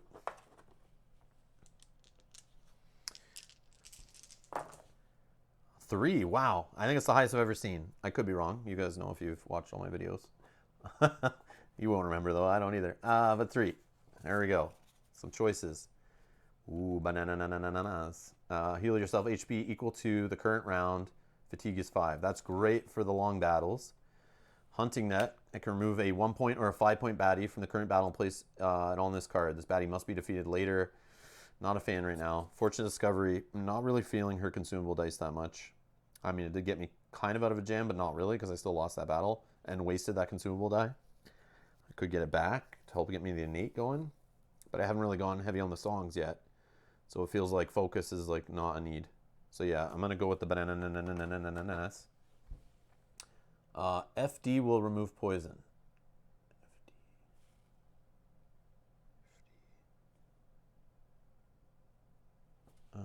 FD. Oh, Fortunate Discovery?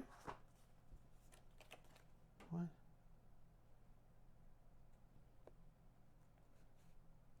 No. Skagroots is for Duster, not Stanza. With Stanza, I only have getting more focus off this like amplifier die, which is like a Lutar die, or the bones off the Lutar strings. This is it. The consumable dice in this set suck. That's my review of Undertow. The consumable dice need work. It's all good. I know, I think of that too. I think sometimes like of where's my when I'm at low HP right now, I keep in my head, I start thinking of bringing Nightshade into the battle every round. And I kind of like stop myself. I'm like, nope, I haven't said it out loud yet. All right. So we'll toss those 2 away. I'll just keep the bananas. The will heal myself. If I'm in a late battle, that would have been great to have those bananas in that last battle with all those guys. Because I in round 4, could have healed 4, right? Like that. That would have been nice. Oh, we have a subscriber. TJ Rob, love the name. Welcome to Rob's Gaming Table. Thanks for subscribing. I appreciate the support. Kevin Young says, I agree when you can roll a song to add focus instead. Yeah, it's true. Yeah, if I have extra songs, yeah, I can just roll those to get more focus on the fly. And like, especially if you have a good menu of songs going, which I am not in that situation right now. That's the problem. Again, like the problem with Duster in these shorter playthroughs in the Tyrants in this set, I feel like they really, really shine in campaign or a longer Tyrant, because then you get to experience more of the songs and flesh them out more. But it also has replayability on the shorter playthroughs. Just keep playing over and over again, try different stats. But some of them are a little more risky, though. That's the problem. Or I would try the riskier ones when I'm playing multiplayer versus solo, which I need to start running 2 Gearlocks at a time so I can stop suffering on the solo and having the big challenge. All right. So that was looking for better loot. Lockpicking. I knew there was something else I wanted to do in recovery. So we're trying for 3 trip. And we definitely have it. We can just do +1 in save on this die that has 2 trip and carry it forward. But we actually rolled with that 5 total trip, which is pretty heavy. The lockpicking gods wanted us to open this one. But let's see how they give us 5 force. 5 force. Nope. All trip again. Like, what is this? I actually rolled 6 total trip, 7 with the +1, but it's not enough. No force in there. That's too bad. So they're not helping us open it at all. They're laughing in our face. Okay, so there we go. We got 2 open out of 3 on the Trove loot. Hopefully we'll get to do that before the Tyrant battle, and hopefully it is something good. Because if I don't get it open for the Tyrant battle, I'll probably toss it to look for better loot, assuming I'm not about to die and need to recover. Okay, so on to day 6. So I literally have to get a training point today, or I don't have enough to even fight the boss, and we fail because we have to do it in 7 days. So this guy's this guy's like, feels like a Nom, which he's a gorilla too. That makes kind of sense. I think Nom was kind of like a gorilla, but was a robot, I think. All right, and this guy has a brain on his back. What the heck's going on here? What game am I playing? I'm playing a bard with an axe Lutar thing here, fighting against giant gorillas. This is not the game I signed up for. Just joking. This is not the fantasy game I'm used to. Hey guys, sorry I'm late. Rastislav, no worries, man. It's always going to be archived for later. We're late in the playthrough, yes, but we're still going to have some fun for a bit. Assuming we get to the Tyrant and I don't fail right here. All right. Day 6. I have to get a training point or a progress point off of this one, or we fail. Hopefully it's not one of those ones that has no progress points. That would really suck. We got encounter. Kobold swimming lessons. Proud and stubborn, southern kobolds are set in their ways. They love their fancy armor. The more ornate and heavily plated, the better. This infinity creates some issues for species that otherwise is fairly adept at swimming. With the sun in his eyes, the kobold on the raft ahead doesn't see me approaching, and I know that if I knock him in the water, his armor will sink him to the bottom of the river. He may still put up a decent fight, but a dip in the Ciberon may tip the scales in my favor. I'm not even playing with kobolds. What's going to happen here? All right, so I can do water or land. Both are combat. I think I probably got to look at the one with the extra training point now that I know I have to go in the boss battle. But I need this progress point. Like 110% I need this. So I may have to take the easier option. We'll see. And we do know some of what's coming because we have scouted earlier. So first option, tip those scales. Place what? See, 20-pointer. I knew it would happen. Place Kobold Ironclad 20-pointer on any of the 4 center positions of the battle mat. I don't even know what this guy is. Let's see. Kobold Ironclad. Okay, let's see what the Ironclad is. He's this dirty fella. 8 health. Hardy. What? Hardy? So I'd have to poison this guy. Well, I have no chance. And then he compounds. So he just like round after round could get up to 5 attack dice. Wipe me out in 1 shot, no problem. And 2 defense. So even if I poison him and keep hitting him, this guy's going to be on the board till like round 3 or 4. Okay, either way. This might be some special rules to make him a little easier. And any of the 4 center positions of the battle mat. So I would be placing him, it'd be water. So he'd be, let's see. Let's assess this visually here. So if I put him on any of the middle positions, 4 positions here. So he's in a gearlock starting position. Place an untargetable defect die on the gearlock until the end of round 3.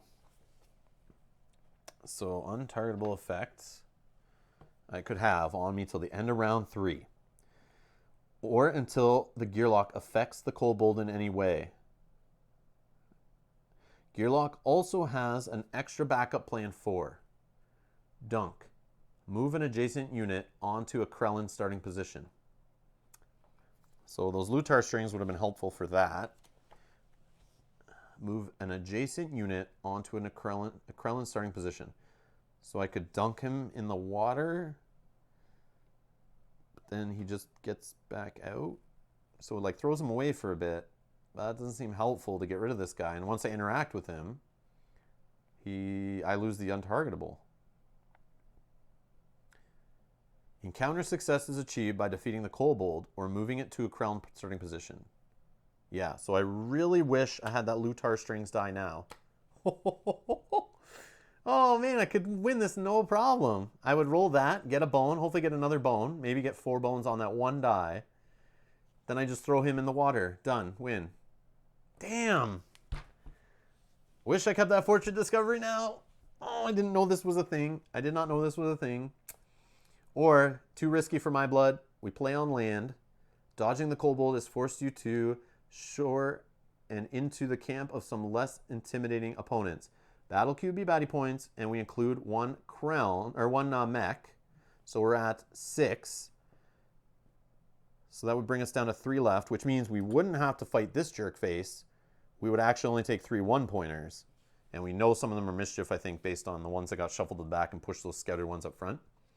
So we'd have some mischief, which is fine. They only roll 1 attack die. So, and the mech, we're facing a ranged equipment guy who could have extra 2 health, could have an extra 2 attack. But he does have bleed. So this guy's kind of trouble. But it's only him and 3 1-pointers. And I could just focus on this guy heavily at the front. And try to take him out. If I'm lucky, he doesn't get extra health. But he could go up on the ini meter higher than 2, which he could get, I think, +2. So we go to 4. But I mean, I still could hopefully roll a 4 and not have him go before me. Oh boy. I feel like I want to try this with extra training point and get risky, but this could be the final battle if I don't get this progress. And I don't think I can defeat an 8 health guy with Hardy. Because I want to throw poison on him early with the Axe Blade, but as soon as I do that, I lose the untargetable. And... oh, there's no battle queue on the first one. It's literally just him, right? So I could try to work for Bones. Yeah, I can use the Axe Blade, which will fail me, of course, and get me Bones. So let's think this first one through. No battle queue, right? It's just this dude. 8 health. I need to get to 4 bones. This is really the only way I can do it with the extra backup plan. I'm untargetable for the first till the end of round 3. So for 4 rounds, I do not worry about him hurting me. He will just move closer to me.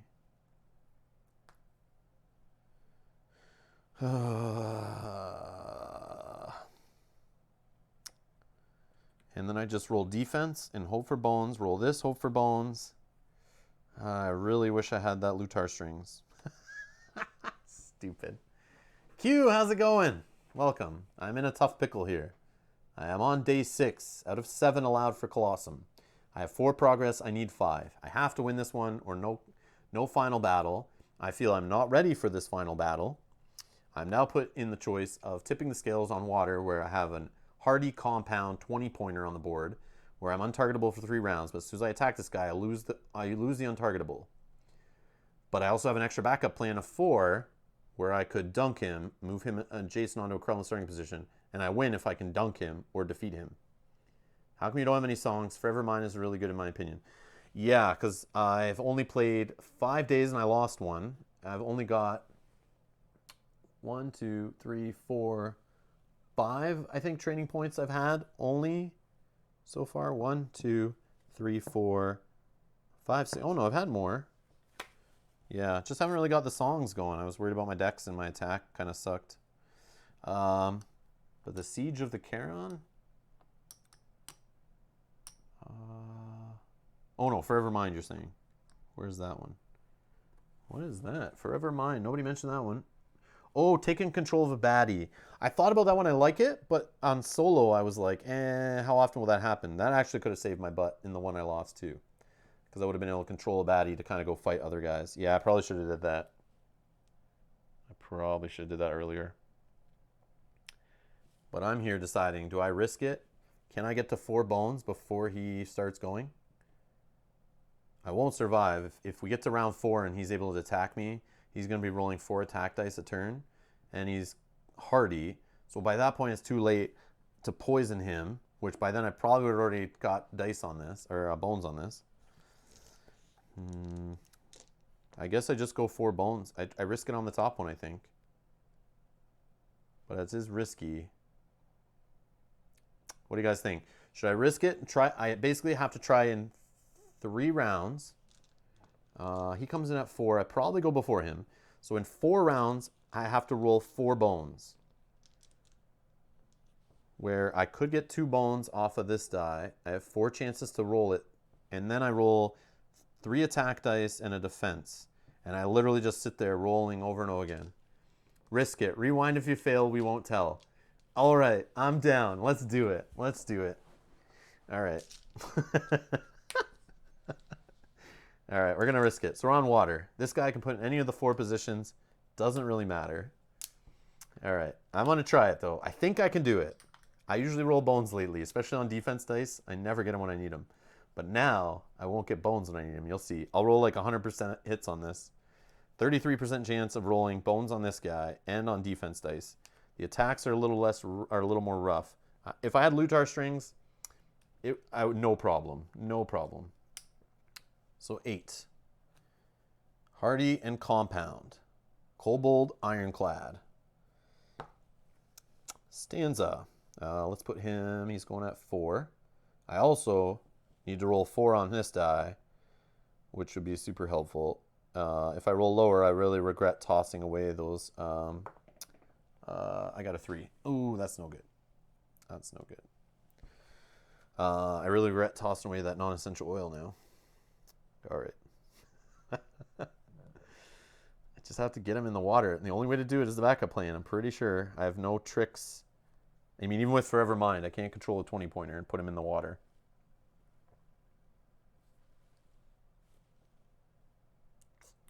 Sure. I'll just stand right here. Untargetable. Off topic. Anyone know if Nugget, Tink, and Gilly will be back in stock anytime soon? Trying to get that free shipping.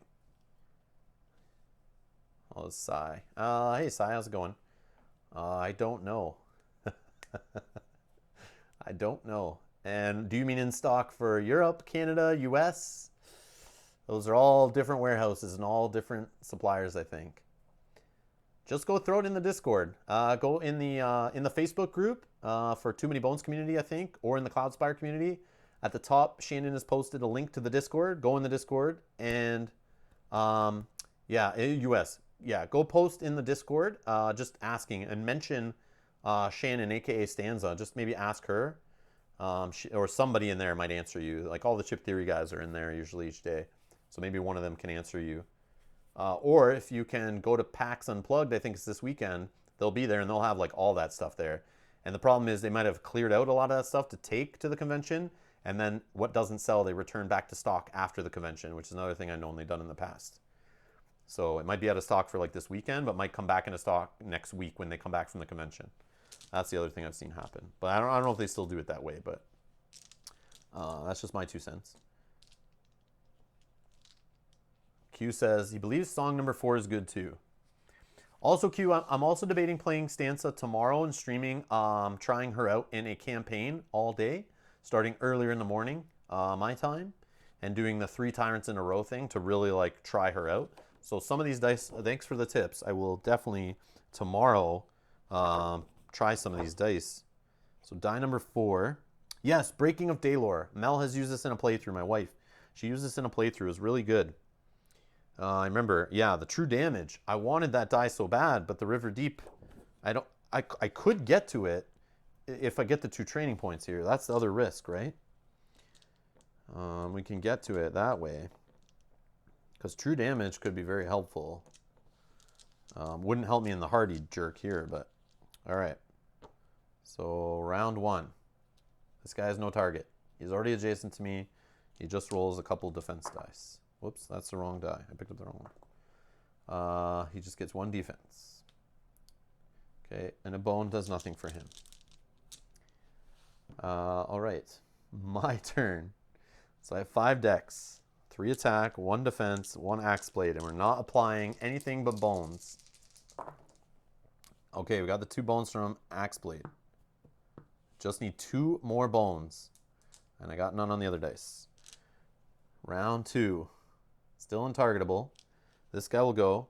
He will just roll 1 more defense die. He gets 1 defense. Okay, my turn. I mean, sure, I'll spend a dex and get a buff HP. I mean, that won't help me when the true damage stuff happens. I mean, it could turn into a battle where I'm using bananas late in fatigue rounds to outlast this guy. Could turn into a fight. Could turn into a fight.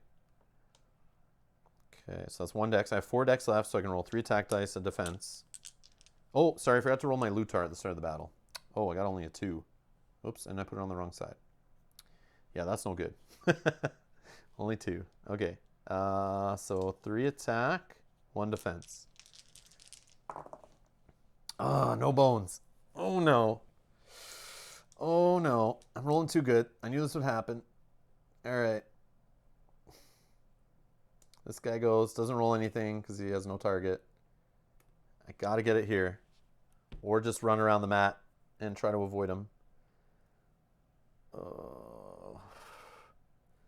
Okay, so I'm gonna vamp. Right, I'm at full health.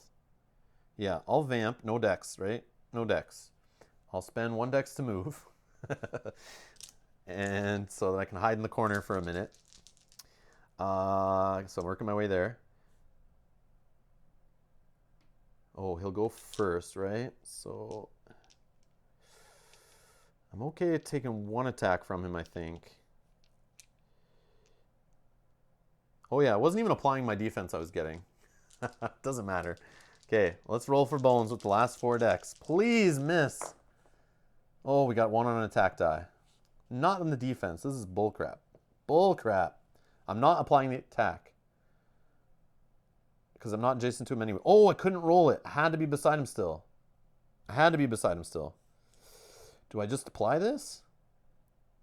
I might as well. I'm about to lose this at the end of the round. Yeah, let's take off his defense. All right. So this is gone. Round 4. All right. Compound. He's rolling 4 attack dice and 2 defense. Oh my god, he attacks for 6. Did he just smoke me right there? So defense plus buff. And 4 health. Down to 2. Down to 2. You got a bone which does nothing.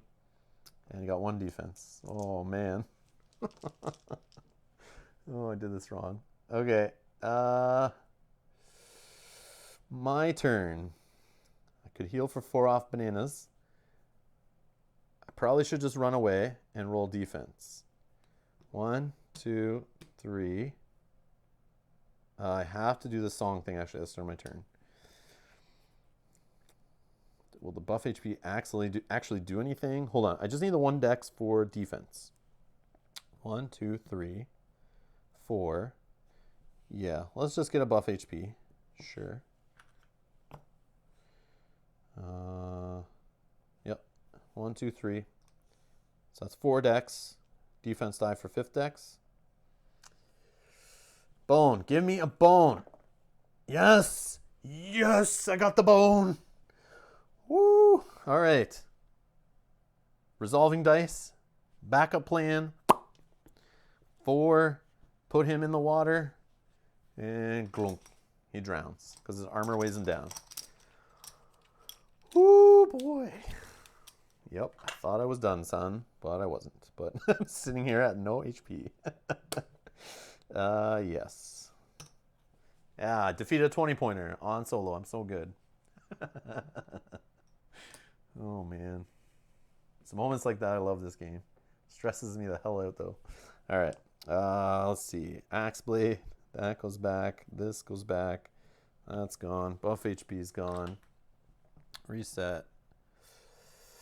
And I need to get in this damn Trove loot. Okay, so reward phase. We did get the extra training point. Let's take loot first. Advanced fishing rod. During individual options of recovery phase. Of course, I get it on the last recovery phase. But it could be good. But I do need to recover because I'm only at, like, I don't think it's smart to grab buff HP over regular HP. So that sucks. That's a sucky one to get. Fishing, roll a d6, place number of HP in Gearlock's prep area as buff HP. Single use. Yeah, it sucks that it's not just, I get to pop it to do that. It's a recovery phase individual option. So I have to choose it over recovery, over search, spread, or loot, over scouting. Oh, hey, John, welcome back. I didn't notice you were gone. No, I'm just joking. Got called away for a bit. AKA the wife needed some help. Get off that computer. All right, so let's do progress. So we're at the progress we need. We're done. We're good there. 2 training points. All right. What are we walking into? We're going to the Tyrant fight. He's got Blind Strike 3. He recovers health. 8 health. Only attacking for 1. We know he has a chance. He comes in with a 1-pointer. We already know this. And then he possibly could bring more 1-pointers to the queue. And we cannot hurt him while other guys are on the mat. So it's going to be possibly a long battle. The River Deep. So you have to go through that to get to the Breaking of Daylor. Oh, controlling 1-pointers would be good right now with Forever Mine. So that might be a good call right now, actually.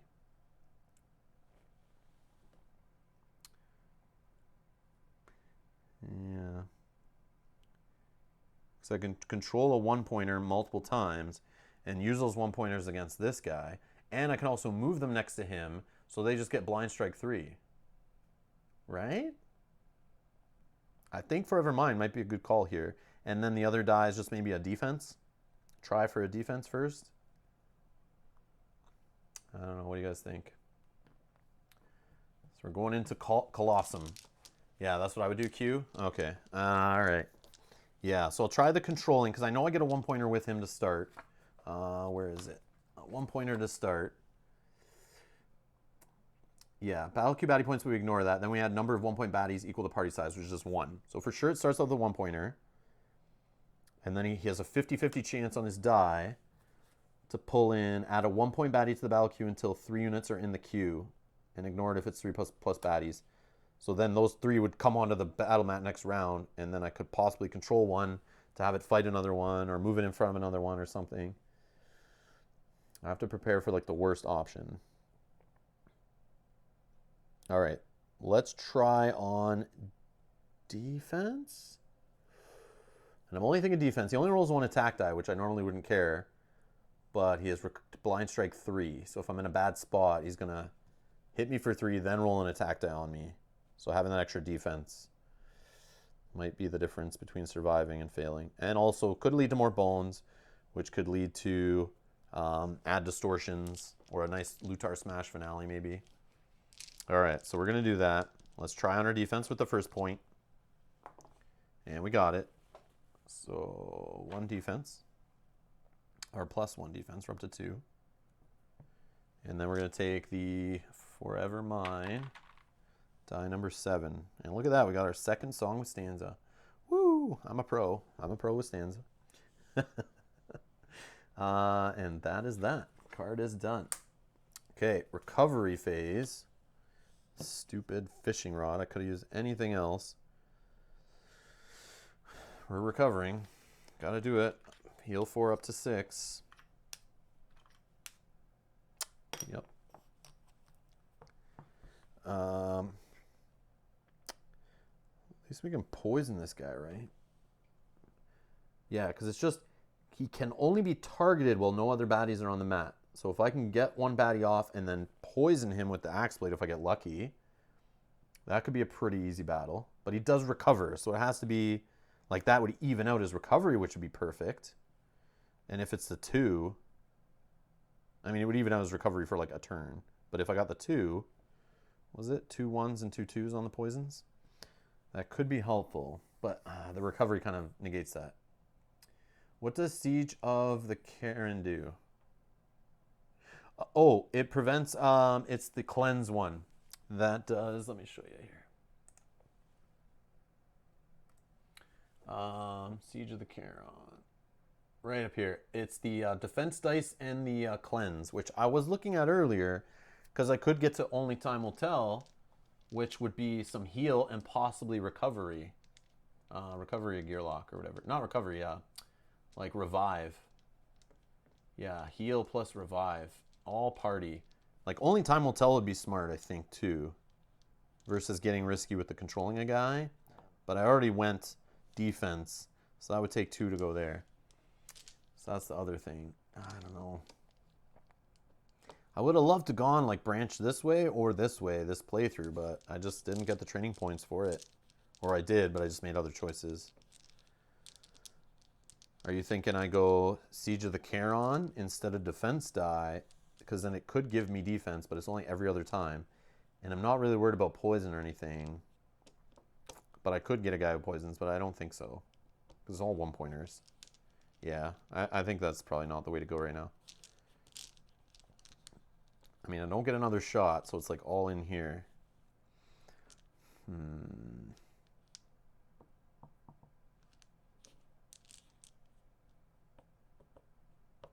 Smarter play would probably just be going for the attack and defense, but we'll try the controlling them, because it could turn into me rolling defense dice, throwing other targets in front of him, especially when I'm low health. If I can control a 1-pointer to throw it up to him instead of me and move it there, then that could be something less that's, it could be a stronger unit than even me when I'm at low health, so then he blind strikes that instead. There's always that option. I think I'll try that way. Let's try it. I mean, my first try was Stanza here. You need your backup plan to manipulate the song more. Yeah, add distortion? Yeah. But I mean, on this, I only need the 1 point. I won't see anything higher than 1-pointers in this battle, so. Yeah, we'll see. Okay. So let's do it. I think, oh, Trove loot. We gotta try lockpicking on the Trove loot. Oh boy, here we go. We're looking for 5 force. Yeah, there's no way I can get it with this, I don't think. Actually, I could still keep going. I have a reroll, so hold on. If I can, let's see, the force die is the silver. So if I re-roll and get like 2 force plus with the conversion could be a thing. No. No. Okay, so I'll retry. This is my first attempt. That attempt fails. Now we'll keep going. Try again on second attempt. Oh, here we go. I think we got it.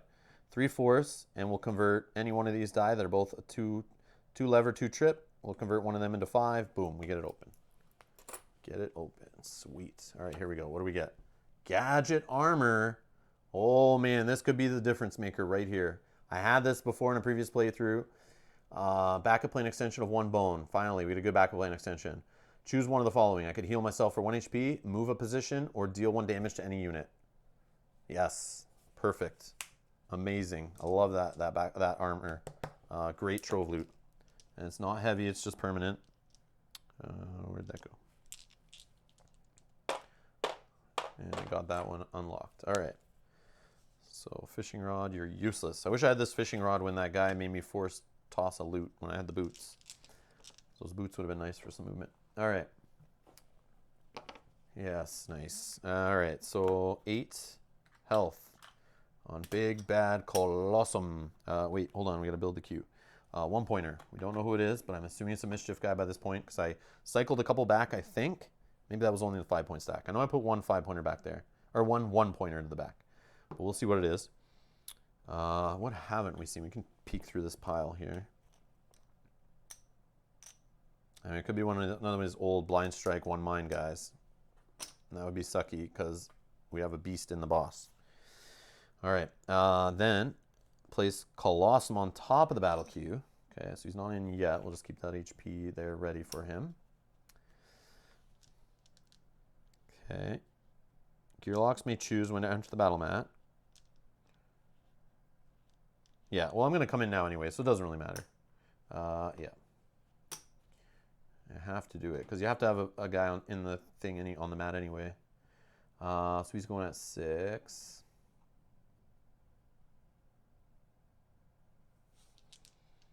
And then the next 1 pointer is a Minkin Monkey. Can be pretty annoying. Oh, and because he's ranged, I can make a move close to this guy, which could probably get taken out 1 shot with blind strike, actually. Oh, why am I on water? I should be on land. Woo! Okay. All right. So 6, boss man. This guy in here. And he goes at 4. Stanza at 5. But it still doesn't put me at the top. Okay. Let's see here. What else we got to do? Blah, blah, blah. Must always be 1 gearlock on the mat. When placing units on the battle mat, first place gearlocks, then baddies. Whoops. Do not place more baddies from the battle queue if a non-tyrant baddies are equal to or exceed the number of gearlocks. Well, putting me on first, like, I think I would probably just start myself in this position. Oh, but no. I see. Well, I would know where they go anyway. The only one I wouldn't have known is this guy, right? Yeah, hard to get to the top with max any 5. I agreed. Agreed. Let's see here. So, because the only thing that could have been cheeky was starting in like position 1 to push this guy up here. Oh no, he would have gone to here. But then I'm the strongest to him. He attacks first anyway. And no, I would have not gone higher than him. I know that. So I would have probably...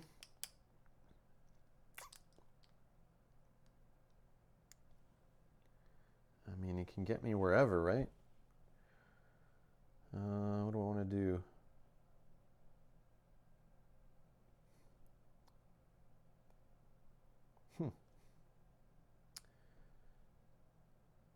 I can't hurt him. He's going to get in my way. Let me do...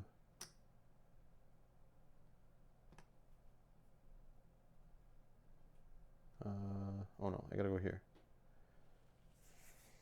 No, I'm trying to figure a way to do his blind strike against this other guy.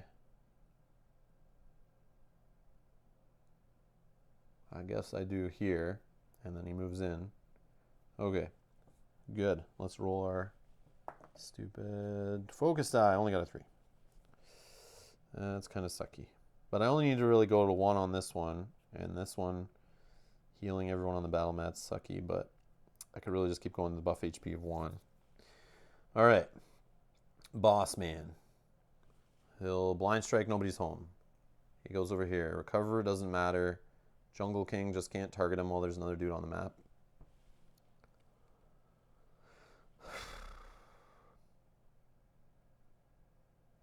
Okay.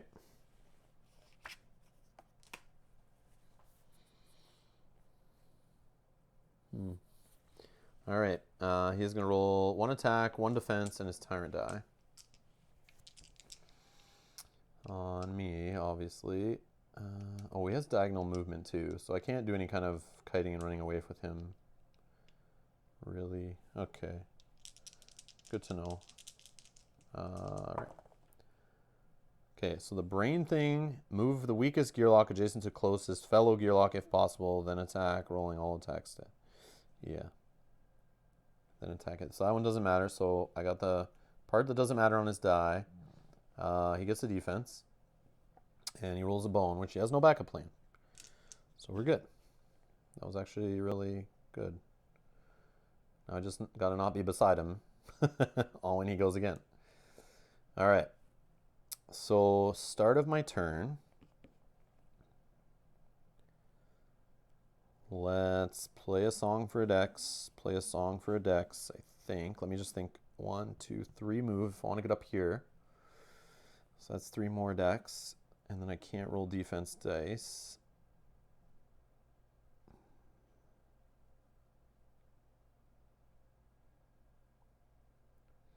Oh, but he'll kill him right away. I don't need to move fully away like that. Yeah, so I'm good with that. Let's do the buff HP. Let's control this guy. Let's just roll an attack on the boss, I guess. For 1, gets rid of his defense. Is there any reason to move that guy too, though? Let's see. John's saying go to lane 2, melee, and move so he uses blind. Yeah. I just have to use these first, right? I think I have to use this first. And they said move 1 point. Move him. Move this guy too? But I want this guy to stay beside this guy for the hit. Don't yell. Songs go first, I think. Yeah, I have to do these songs first, I think, before I even get to moving. That's why I was counting my decks first.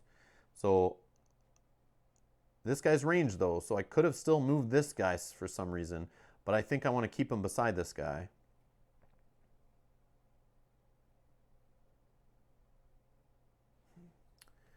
But I could move him like this. That way he's like closer to me if I need to hit him. Move him to lane 1 melee. Oh, that's what I did. Yeah. I'll move him there. And Batty, Tom, you. Yes, okay. So that's done. He attacked him, whatever.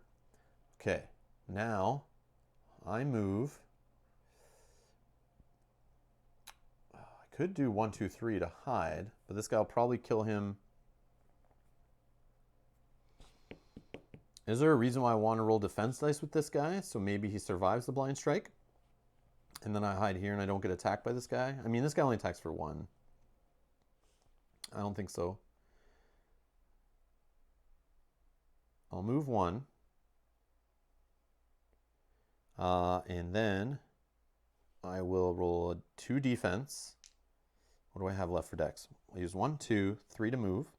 So I only have 2 dex left, which I'll just use defense. But this guy could roll. He's going to still get his own turn, right?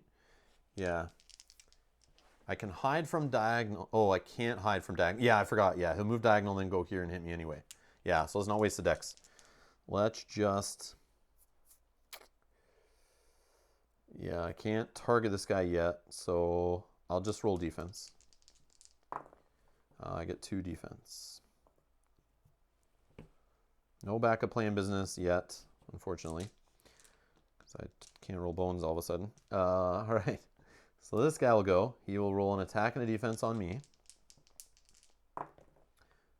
He gets bones, so he goes untargetable, but that's okay. Blind Strike will still hit him. But he does roll 2 attack, which takes away my 2 defense. Or is it buff first, then defense? I keep forgetting, but I think it's defense first. I know this. I should know this. I should know this. I know it's in here. Oh, maybe it's not in this book. It's in the like 2nd edition of the book. I looked this up last time too. I need to remember this. I'm being dumb. Playing other games too is messing me up. Defense first. Okay, thanks, John. Thanks, John. I thought so. Okay, so those are gone. I still have 1 buff. Yeah, defense first. Thank you, guys. I knew you guys would say it before I could find it. All right. Yeah, it feels right that defense goes first. That makes sense. So that's gone. He's untargetable. Round 2. Big guy goes first. He blind strikes. Hits this guy for 3. He is gone. Monkey defeated.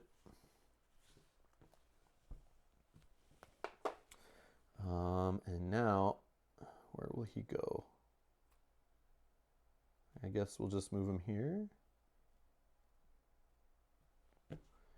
Yeah, he recovers, but he hasn't lost any HP. And he'll just roll an attack, a defense, and his Tyrant die. Oh, he got the adding the guys to the queue one. Oh, so first his defense. He'll attack me for 1, buff HP. And then we add 3 1-pointers to the queue, right? Yep, that's unfortunate. I knew that would happen quickly. Not that quick, though. That's too bad. All right. Now my turn. Start of my turn, I think Vamp and Vamp.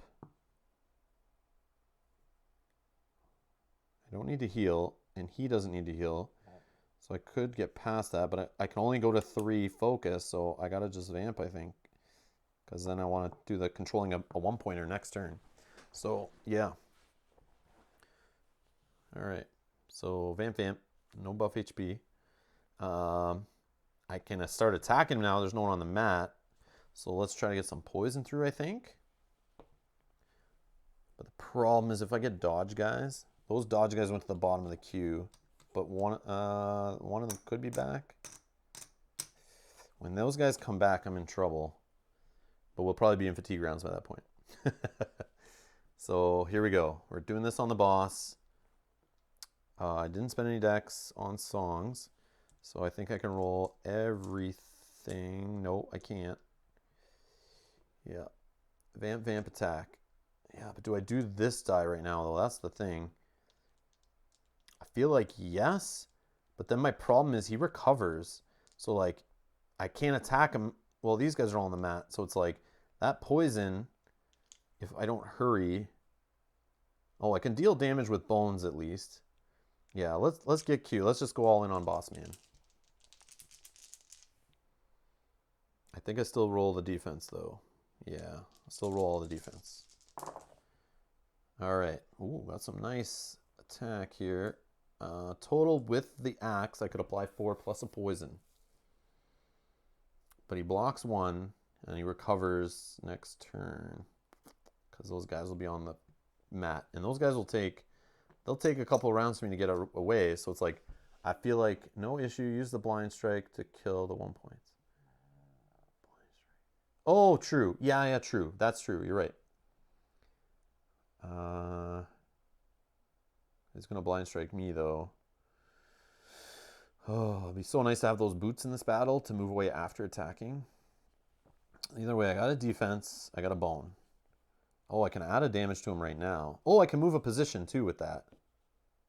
Yes. Yes. And then we just hope some of the 1-pointers come in next to him. Yeah. Yep. We're going to use the bone to move away for sure off of our gadget armor. Let's, either way, we're going to apply the attack dice. Might as well. Hit him for 1, plus 2 more. Okay, that's for sure. He's down to 6. This is the problem. I'm really thinking in my head not to apply this. It basically does 1 more damage and then gets canceled out by the poison. And I could roll it on a future turn as like kind of like a finishing blow on him. If I'm lucky. And maybe get a 1 with 2 poison or like... Yeah, I think I'm going to hold this. I think. I mean, either way he's going to recover whatever I do to him. But I feel like this is a waste doing this right now. Like the poison just balances out with his recover 1.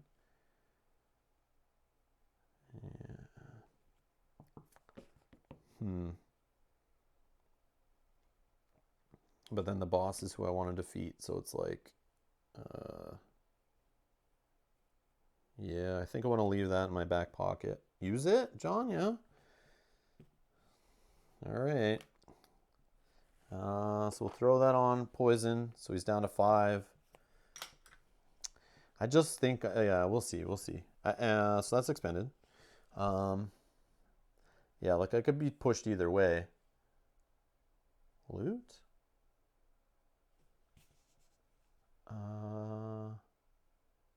I did the move instead. So that the reason I did the move off the backup plane instead of the damage was so that I don't take a blind strike 3. And then maybe these 1-pointers, one of them goes beside him. I would hope there'd be a melee in those first 2. And that way they get blind striked versus me being beside him, who would still be higher health and I would probably get it. So yeah, I'm just trying to play a little safe here off the hop, but yeah, we'll see. Okay, we'll see. So that was my turn. End of the round, these guys start piling in here. So we got a detonate 2. Oh, that guy'd be good if he survived, but we'll see. He's gonna go in lane 2 at 3 health. If he can blow up that guy, it'd be cool, but he'd move first, so I don't think I can get that to work. He's going at 4. So he comes in the he comes in the bottom of the queue. Yeah. Now another detonate guy. I forgot about these guys. I should have known they were coming. This guy's going on the other side. Is there a way I can use these guys to blow him up? That would be awesome. Because he just can't be targeted, but he can still be damaged.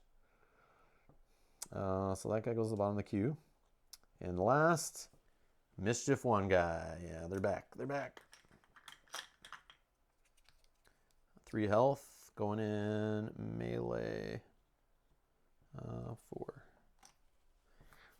So these are all melee. So that means that I can be next to these guys. I can control one of them.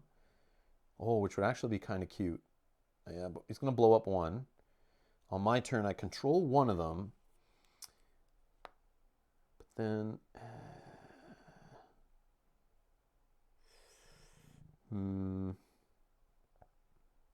Anyways, all right.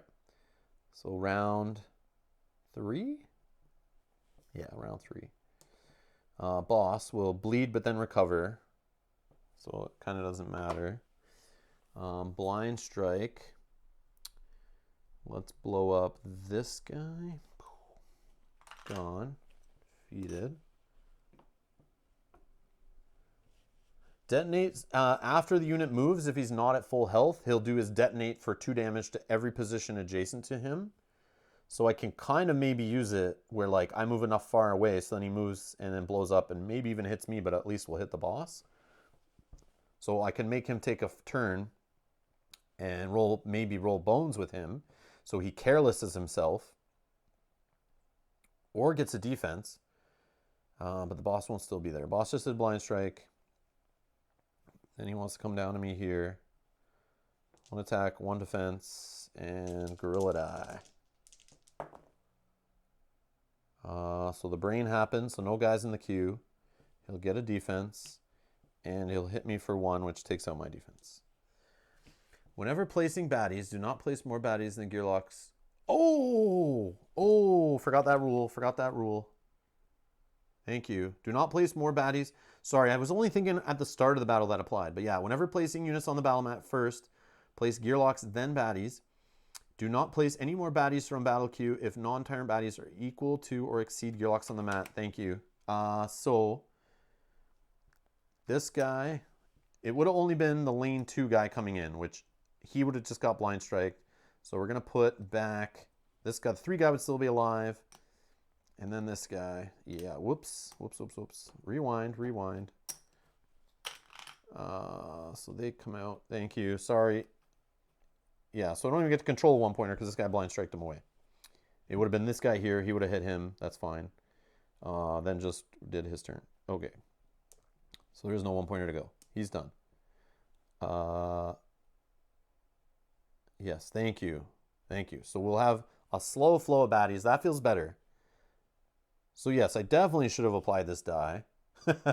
Knowing that the baddie would just get knocked off the board right away. I wasn't thinking. Thank you, Kevin. I appreciate that.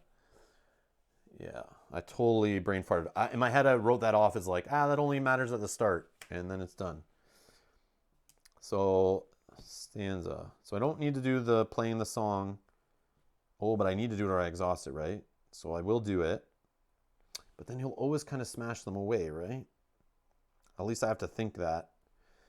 Because even the ones next in the queue after that, I'm pretty sure they're all like pretty weak.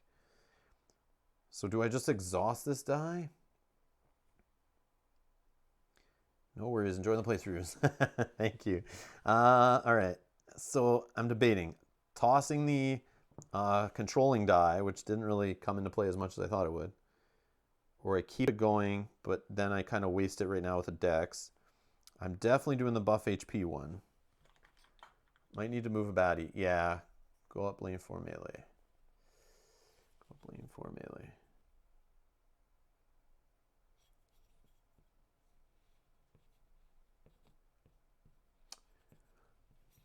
The problem, Alexander, I think you're talking about me running away from him to go to here. Go up to lane 4 melee. Like move to here? Oh, here. Or here. I don't know which melee you're talking about, but this guy moves diagonal, so I can't really get away from him. So just moving one position away is enough so that I don't get blind striked. So buff HP. Then, yeah, we'll use one to keep this die around, I guess. So that's 2 decks. I only have 3 left, though. That feels bad. Oh, I maybe forgot. Oh, I did recover because he had the poison. I think I just have to hammer this guy. And the problem is, yeah, I might need it actually because his blind strike is going to be on me next probably. Ugh. Yeah, I'm in a tough spot here, but the dex feels like such a waste. All right, so I use 2 decks. I only have 3. 2 attack and a defense. Yeah.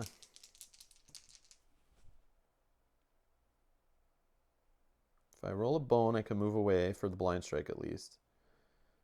Do I roll extra defense to increase the odds of rolling bones for that purpose? No, let's just attack him. We need to get this guy done. He's just going to get in this loop of adding guys to the queue. 3 attack? 2 defense. 2 defense, need the bones. That's the way I'm thinking. But then John's saying 3 attack, go offensive. He has 5 health and a defense left.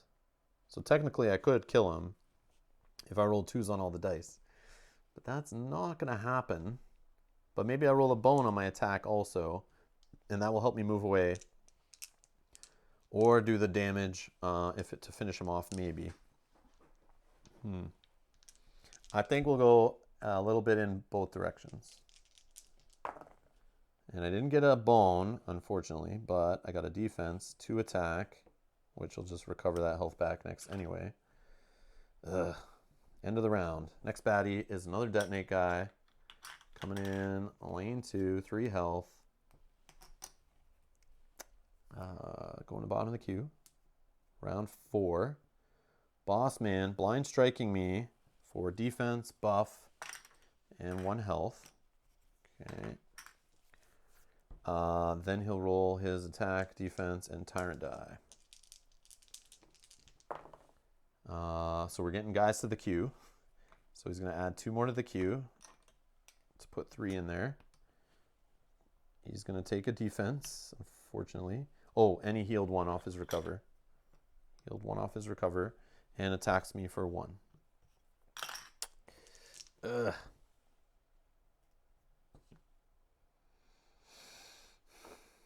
Yeah, it sucks because this stupid die is like 1 off here. But I could go up the next one and still control this guy. Okay. So that was him. My turn. So we'll do the dex for the song where I can control that guy. And do I heal everybody on the mat? No. I think I vamp. Because after that's just more buff. Oh, eventually. Oh, I don't have enough focus for it anyway. Yeah, let's forget that. Let's vamp. Which still causes a focus anyway. So I'm at my max there for focus. So only 1 dex spent there. How do we do this so that I don't get another hit in the face? I could chicken out, run away, but then it's not enough damage. Like, I can't damage him yet. I can't target him anyway. So it's a stupid loop. Oh, first I control this guy. So let's move this guy here. Let's do Careless. So he was 1 attack, 1 defense. He could do Careless. Of course he didn't, but I'm not going to apply the defense unless I want him to survive the blind strike. So then on his turn, he will hurt this guy. No, that's too far away.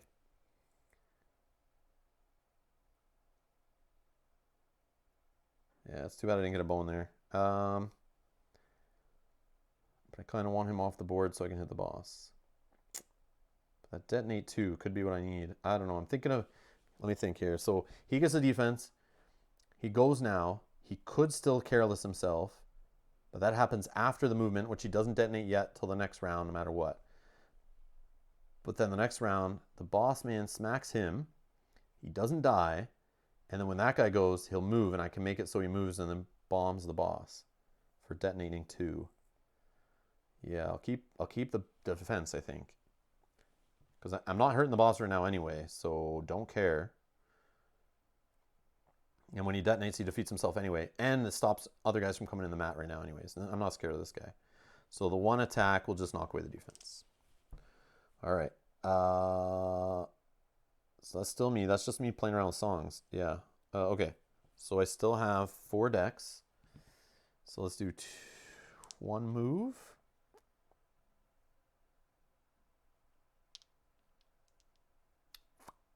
One move.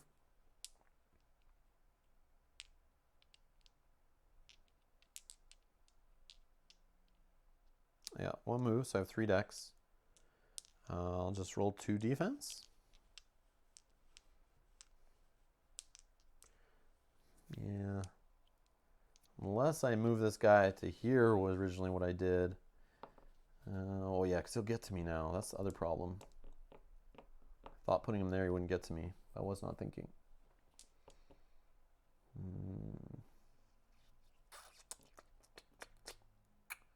Yeah, because this guy will move here, but it's still close enough that he gets hit. And then I move the boss down to here. Oh man, I don't know. This is tough. Vamp issues? Yeah, we're going defense. Just positioning. I'm thinking like this guy maybe should have been in a different position, but I don't think it matters too much. He was here. Yeah, I don't think it matters. Okay, so we'll just move there. Let's roll 2 defense dice. Double bones. Oh, that's too bad. That's a real too bad. All right, I can heal myself. I can do a damage to the boss. I could... Oh, I know what I could have done. I don't apply this defense. And then if I roll bones, I do a damage to this guy. And then he comes and does 2 damage to the boss, but he also does 2 to me. So maybe not. I don't know. Oh, but then I use Dex to move further. Yeah. Yeah, because then I can get out of this guy's reach, right? Tune up. Maybe. Maybe. But how can I tune up when I have this? Heal self, move 1, or deal 1 damage. Oh, man. Yeah. All right. Either way, I did what I did. Okay.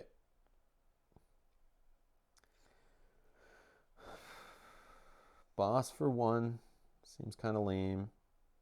Healing 1 on me. Might be the difference between survival and not. I do have the banana still as backup, which in the next round I can get up to 5 heal off it, which would be nice. So I can take another round of beatings, maybe. Let's just do...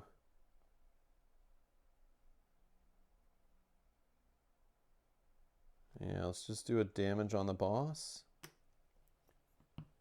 Tune up, yes? Move into corner. Did I have enough dex for that, though? Move into corner.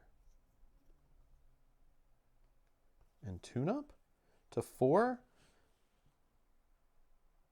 Oh, so then I could keep controlling, right? Yeah, I can see that. Keep controlling and then get a buff versus vamping. Okay. Yeah, I can see that. I can see that. You have focus issues. Yeah, you're right. You're right. Okay, so let's do that. Let's go to 4. I have trouble focusing on the game and streaming at the same time. You were correct. I have real world focus issues. Okay, so let's go. That's what I meant by manipulation. Oh, okay, okay. Okay. All right. Yeah, because I was here. 1, 2. I only rolled 2 dice, right? Yeah, so I had enough dex to do the corner thing like I thought. And then this guy can't get to me. Yeah, that works out. I just didn't want this guy getting to me. That's why I moved him up there anyway. But then in my head, I was like, wait, it didn't work out. Okay.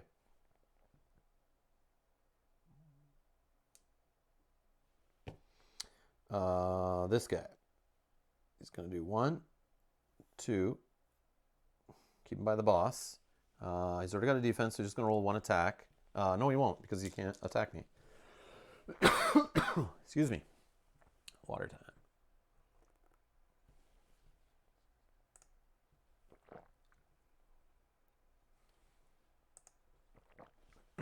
Okay. Yeah, so he's done, right? No bones to roll. So no chance of careless happening anyway on his turn.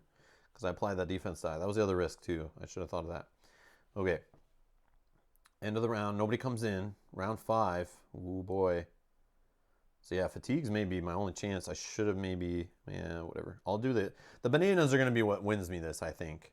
Just healing to be able to outlast some fatigues. All right. Boss. Blind strike. Takes away 2 health and a defense. So after this guy's move, he's going to blow. So where do we want the boss? The boss is going to come this way. This is the shortest path anyway. Actually, just diagonally moves in, so he really only moves 1 space. All right, so he recovers 1. This guy's back up to 6. 1 attack, 1 defense on me. He gets 2 defense. That sucks for the detonate. And it hits me for 1. Yeah, this is so rough. I'm down to 3 health. Oh my god. Stanza, I don't know. I'm not playing Stanza right. Playing too short of a playthrough with her on my first try, I think. Shouldn't have picked Kollossum. Okay. But at least I see him. I want to try new stuff. Okay. That was him. Now my turn. Yep. Start of turn. Dex for controlling the guy, so I can move him the other way, and he'll blow up over here. But that kind of sucks. And then I get a buff HP. So that's 2 dex spent, right? Okay. I could get the 5 heal now. I'm only at 3. I think I can wait 1 more turn on that. I think. I want to use this like maximum efficiency, but I don't want to wait too late where I can't use it. All right, so this guy I'm controlling. He'll move this way. And after his turn, he defeats himself to do 2 damage to each adjacent position. I wish that guy didn't roll the 2 defense. That sucks. Okay, that's my song turn. So yeah, I was able to do that with the 3 focus, or 4 focus, thanks to you guys helping me out on that for sure. I have a bone already for backup plan preparedness there. I can hit the boss. I think it's time to just smack this guy and sit there, but blind strike plus his attack next turn. I have 3 HP. We're getting a true damage from fatigue rounds. I have a buff HP. Can I roll defense? That's really the only chance. I could also heal 1 with this. I can also pop bananas based on what happens too. Yeah, so I'm at 3 HP right now myself. The boss is at 6. Like, I want to chisel him a bit so that true damage, I just outlast him in the round. So I'm trying to get, like, use armor to move 2. Oh yeah, I could use the armor to move instead. Then I don't take the 3 damage, yes. And I have the bone already for that. That's better than trying to heal 1, yeah. Yeah, that's what I like about it, is being able to move after attacking. That's my favorite thing on this die is that. Also making it kind of like a ranged damage is cool too. All right, so that's the plan. We're gonna move after using the bones. So I've used 2 decks already. I have 3 left. I think I just go heavy on attack, which I should have done earlier maybe, instead of going defensively. There's a 1-pointer coming in, and because I'm in this corner, whatever this 1-pointer is, he's going to go in lane 2. Could be range, could be melee. I don't get to control him right away because I'm going to let this vamp. Yeah, that's a problem. Is there any reason I should have some defense up for that 1-pointer coming in that'll probably get to me, or be a ranged guy hitting me for sure? There's also the chance of 1 mine guy is coming in finally, I think, that could control this guy and give him extra attack if I'm beside him, but at least I won't be beside him right away. Did I forget to roll the Tyrant die this turn? I feel like I did. Maybe I didn't. I don't know, did you guys notice? Maybe I did. Either way, it wouldn't do anything because, yeah, if it's this, there's already 3 in the queue. Yeah, it wouldn't have mattered, and the brain does nothing. Didn't matter. Okay, so the debate is, I think it has to be attack. I have to get him down close enough so fatigue rounds, I can outrace him. I think that's it. 3 attack. Oh, can I vamp on add distortion? No, but I need to move. I can only do 1 backup plan. Oh, it's so tough. Okay. 3 attack, then move. Or 2 attack and a defense. He will lose health from fatigue. Then you move 1 more. Then you move 1 more. Yeah. He does have that recover though. So kind of like fatigue. He cancels out fatigue. So I need him down to like 1 health left so the fatigue hits him and then he's dead. Because I don't go before him. That's the problem too. 3 attack. Yeah, I got to go all in, I think. Yeah. Only hit for 2. Oh, crap. At least I got a bone locked up. 1, 2. He's down to 4. Stupid. Okay. Yeah, she just doesn't have the firepower. I don't know. Stanza can last a while, but she just doesn't have the offensive ability, it feels. And only having oh, I have 3 attack, yeah. But that seems so low for a boss fight. Okay. So, oh yeah, I gotta use a bone. And we're moving. Okay. For backup plan. Alright. Done. This guy. Oh, he's gone. End of the round. Somebody's coming in. It's our mischief buddy. Oh yeah, we knew about this guy because we cheated. He's only got 3 health. Mischief 1, bottom of the queue. And now fatigues, where we all take a true damage. He's down to 3. Okay. Boss guy goes. Blind strike does jack. Recovering after he moves, I guess. So we'll make a move here. Or I make a move here and I run from him.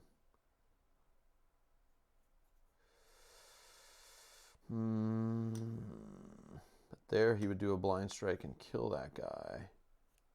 Next turn. Yeah, I think I do that. Because then I just move up this way. Okay. So he moves, recovers. Did I recover? I don't think I recovered.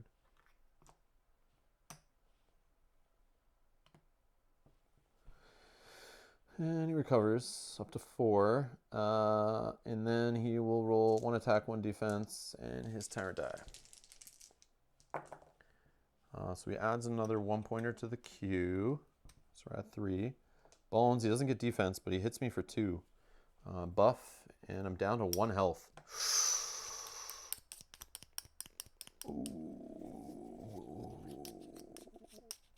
Oh, okay. Yeah, bananas. Bananas, bananas, bananas. Oh boy. That's like as close as you can get. Otherwise, fatigue and I'm done. Yeah, bananas is my way out. Alright, my turn. Anytime my turn I can heal. This gets vamped. This gets vamped? Yeah. At least I got full dex from that. We'll toss away the bananas. We'll heal up to full because we get 5 for being in the fatigue rounds. We'll go up to 6. Feels good. We already have a bone. We have full dex. Oh crap, full dex, no songs. All right. 3 attack. I can't use it on this guy though because I can't target him. Sucks. Let's just go here, I guess. 1 dex to move. Is there any reason I want to take this guy out at all? I mean, I could just roll for bones, right? But if I take him out, it doesn't really matter. I take him out so I don't get hit, right? Oh, and he mischief. Yeah, I need to take him out. Mischief. This jerk face. At least he's down to 2. So I'll roll. Oh, man. I need to hit him for 2. I mean, I have the bone. Worst case, I can do a damage to him if I need to. I would prefer to do that to the boss, though. Let's just roll 2 defense, 2 attack, and we hope for hits on the attacks. We get the hits on the attacks. Beautiful. He's gone. Mischief guy gone. And no more bones from that, but we get 3 defense. Feels like a good defense roll. And now, oops, this is the wrong way. Oops, oops, oops. Okay, now we do the bones. Yeah, I'm full health. I don't need to move, so we're gonna pop this and hit him for 1. He's down to 3. Yeah, that seems like the right call. Okay. Now a new baddie comes in at the end. It's a signal jerk. Oh, so that's funny. 1 health though. So he's dead right away, right? We can say that he's gonna true damage right away no matter what. Start of the round. So he's gone. That's good actually. That's really good. So then I don't have a guy on the board. I think this is my chance. This is my chance to destroy him. So we all take a true damage. This guy will blind strike. Nobody's home. He moves, recovers. Let's move him.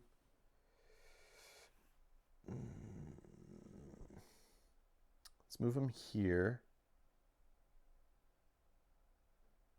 Yeah, and he'll recover. Back up to 3, right? Yeah, because he took a true damage, went down to 3. Back to 3. Yeah, because that other damage was from here in my hand. Okay, let's see what the chat's saying here. Don't take him out. He will take out the defense. And the baddie comes in. Oh, for my songs? Yeah. Yeah. Oh, I see. Yeah, but I want another baddie to come. And he died anyway, so I'm in a good position, I think. So this guy is on his turn, sorry, and he's doing his die, attack, and a defense. I just need him to miss on defense, which he does. Perfect. The brain does nothing. He only hits for 1. Okay. Beautiful. Beautiful, beautiful. My turn.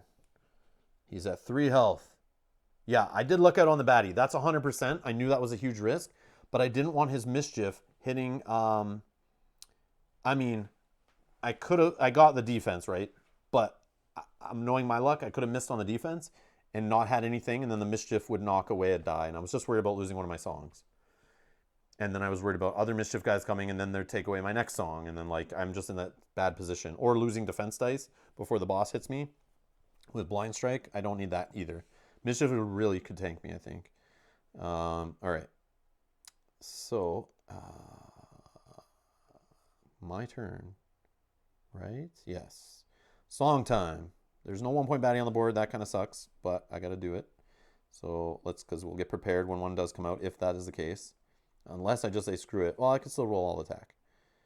Let's do a buff HP. Seems silly. I got to do them though to keep the songs, right? But then that only leaves me 3 decks. All attack. And if I bones, I can move away. Buff HP. 3 attack, 2 defense. And then I say no to my songs. They're all gone. Yeah, maybe that's it. Maybe I just go classic and play the game of normal too many bones with no songs. That's how I feel I should go. But I already have a +2. I have a +2 already in there for defense, so I don't need that extra dex actually to roll that defense. So maybe only I keep 1 song.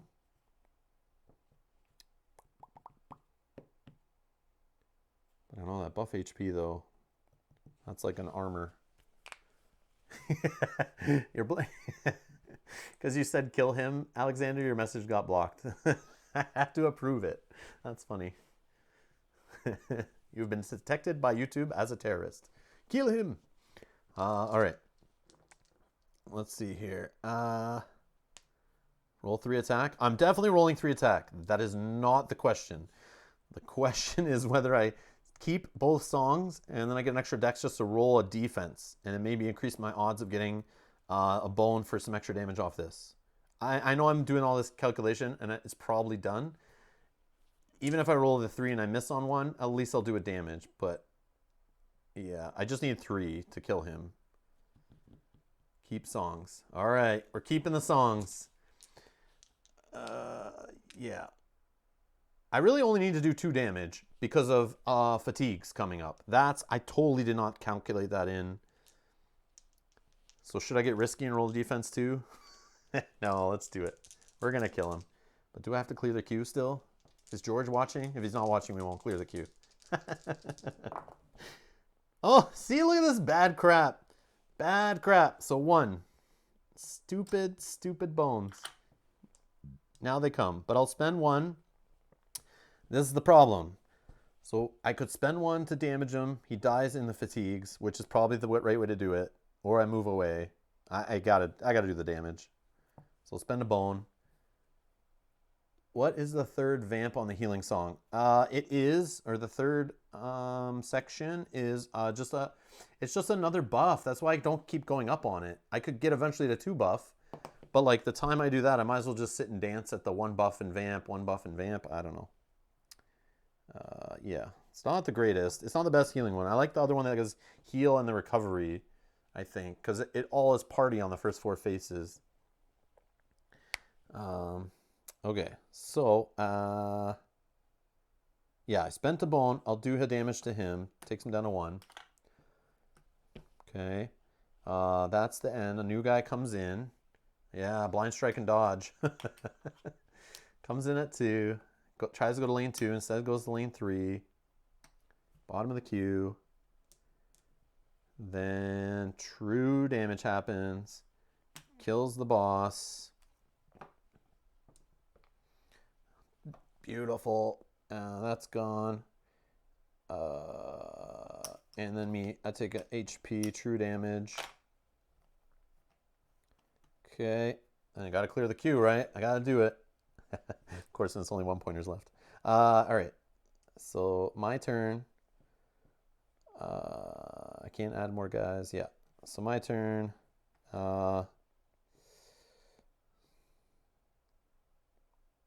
Controlling this guy is kind of pointless. So I'll just vamp that. I'll vamp the next one. I can't.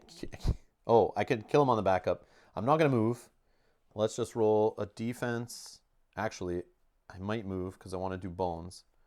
So let's move 2. I've used no decks off my songs. 1, 2. And we're only continuing to play. Normally you win. If anyone's watching this in the future or doesn't understand, you kill the Tyrant. That's all you need to do and you win. So I've technically won, but for George J's sake, because he's a troll. Just kidding, George. But he always leaves on the videos, real men clear queues and stuff like real Gearlocks clear queues. So it's a funny joke we have going. And Mel loves it too. We laugh. He always leaves a comment. If we don't clear a queue in our playthroughs on 3-player, 2-player, 1-player, whatever, he's always like, man, you got to clear that queue. It was too easy. So we'll do it. We'll even though it's just 2 1-pointers, I think we're good. Although it's fatigues, but so we're gonna try to clear the queue still. So we did 2 decks. We got 3 more. So we'll roll a defense. We'll keep the 2 up there, and we'll roll 2 attack. And even though I can't damage this guy because he's got dodge, but I could get bones. That's what I'm talking about. 3 bones. See, that's what happens. That's what happens. Yeah. Maybe I can get my A +1. Yeah, finally. Stupid. Okay, so yeah. Next, this guy goes. Blind Strike hits my shield for 1. Then he attacks me for 1. Hits my other shield. Gone. Too many bones. Too many bones. Definitely got too many bones. Oh, I didn't even use backup plan. I should have just killed that guy. Yeah, yeah, sure, whatever. I just killed him, whatever. He's dead. I forgot the backup plan. So he's dead. So I still have 2 defense, technically, because he would have been gone. Yeah, we're good. All right. So that guy would have been dead. End of the round. This guy comes in. We got a Minkin Monkey, ranged, whatever. Going right here beside me. Perfect positioning. Like a boss. We each take a true damage. I'm down to 3. He's down to 2. And let's get him before he becomes untargetable. So 3 attack, 1 defense. And we hit him for 3. We're done. We killed him. Booyah. That was cool. Look at that. Killed almost the whole 1-point stack except for another Blind Strike dodge guy. Oh, I kept thinking 1 mine. It was dodge and blind strike. In my head, I kept thinking 1 mine guys were coming, but I think they're mainly in the. There's 1 in here, but yeah, there's 1. But then there's a bunch in the 5-pointers. Still getting used to this queue. Or these baddie types in Undertow. But yeah, that's it. We did it. We won with our first run of Stanza. Barely. Lost a day. Down to 1 chance on the boss. And we did it. We got lucky. A little bit of gambling on the cards. 1 of them paid off. 1 of them didn't. The Tyrant encounter toasted us. That is a very clever encounter. I do like the whole every round you have the choice of being mind controlled and doing something. If you refuse it, you have to spend 2 decks or take true damage. Get out of my head. This I think it's a very clever design, and that really messed with me. Really messed with me. I love it. And I can only imagine playing that 3 or 4 player, how crazy that can get. But yeah, that was cool. That was clever. I like that little surprise. Day 1s and 2s. But anyways, what do we got here? How long have we been going for? It's almost 4 o'clock. So it's been like a 3-hour stream. Oh man, always 3 hours on every playthrough, no matter how short it is. Because I'm always blabbing away. But yeah, I think that's it. So yeah, tonight I got to clean up. So I shouldn't be playing another round because it will definitely push too late. Because I do have to clean up the table, take the table topper off.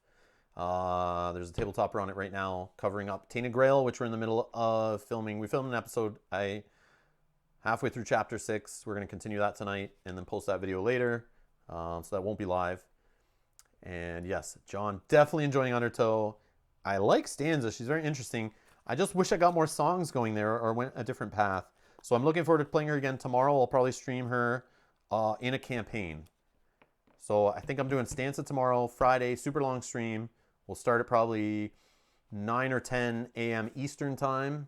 I'll schedule it right after I'm done this. I just got to think in my head of like 18, you have 18 days in a campaign. And this was 7. So it's kind of like 3 times this. It can go for like probably 8 hours with a break, 9 hours with a break, maybe. So I'm going to try doing an all-day stream tomorrow, just playing the crap out of this, doing a campaign solo with Stanza. That's my plan. So look for that to pop up on the channel. Hit the reminder link on it if you see that. And if you're watching this in the future, later tonight, after, I guess, the day it happened, check the channel. There should be a link there for the stream. If not, make sure, and John, I bet she is great longer. I'm assuming with her and Duster are both great longer because you can actually flesh out some of their good dice, get their innate +1s going. Like I can see with their innate +1, just not getting focus screwed as easily would be nice. But yeah, so look for that on the channel. Also make sure you subscribe, hit that notification bell if you're watching this later, if you haven't, so you get notified when we go live. Also social media links below. I try to post on there before we go live, at least a little bit before we go live. But the best way is hit that notification bell on YouTube after you subscribe, the little bell. So for sure, I believe you get notifications every time I go live that way. If you notice any rules, goof-ups, or anything later, leave them in the comments below. Timestamp it if you can. Thanks to everyone who chilled here watching live. Thanks to everyone who donates on Patreon, our Patreon backers, our PayPal donators, all that stuff. Links are in the description below. Thank you to everyone who supported the channel. Thanks to everyone who donated to the fundraiser and helped us get Undertow on the channel. But yes, thank you for being here. I appreciate it. And I'll see you guys in the next video / next stream tomorrow.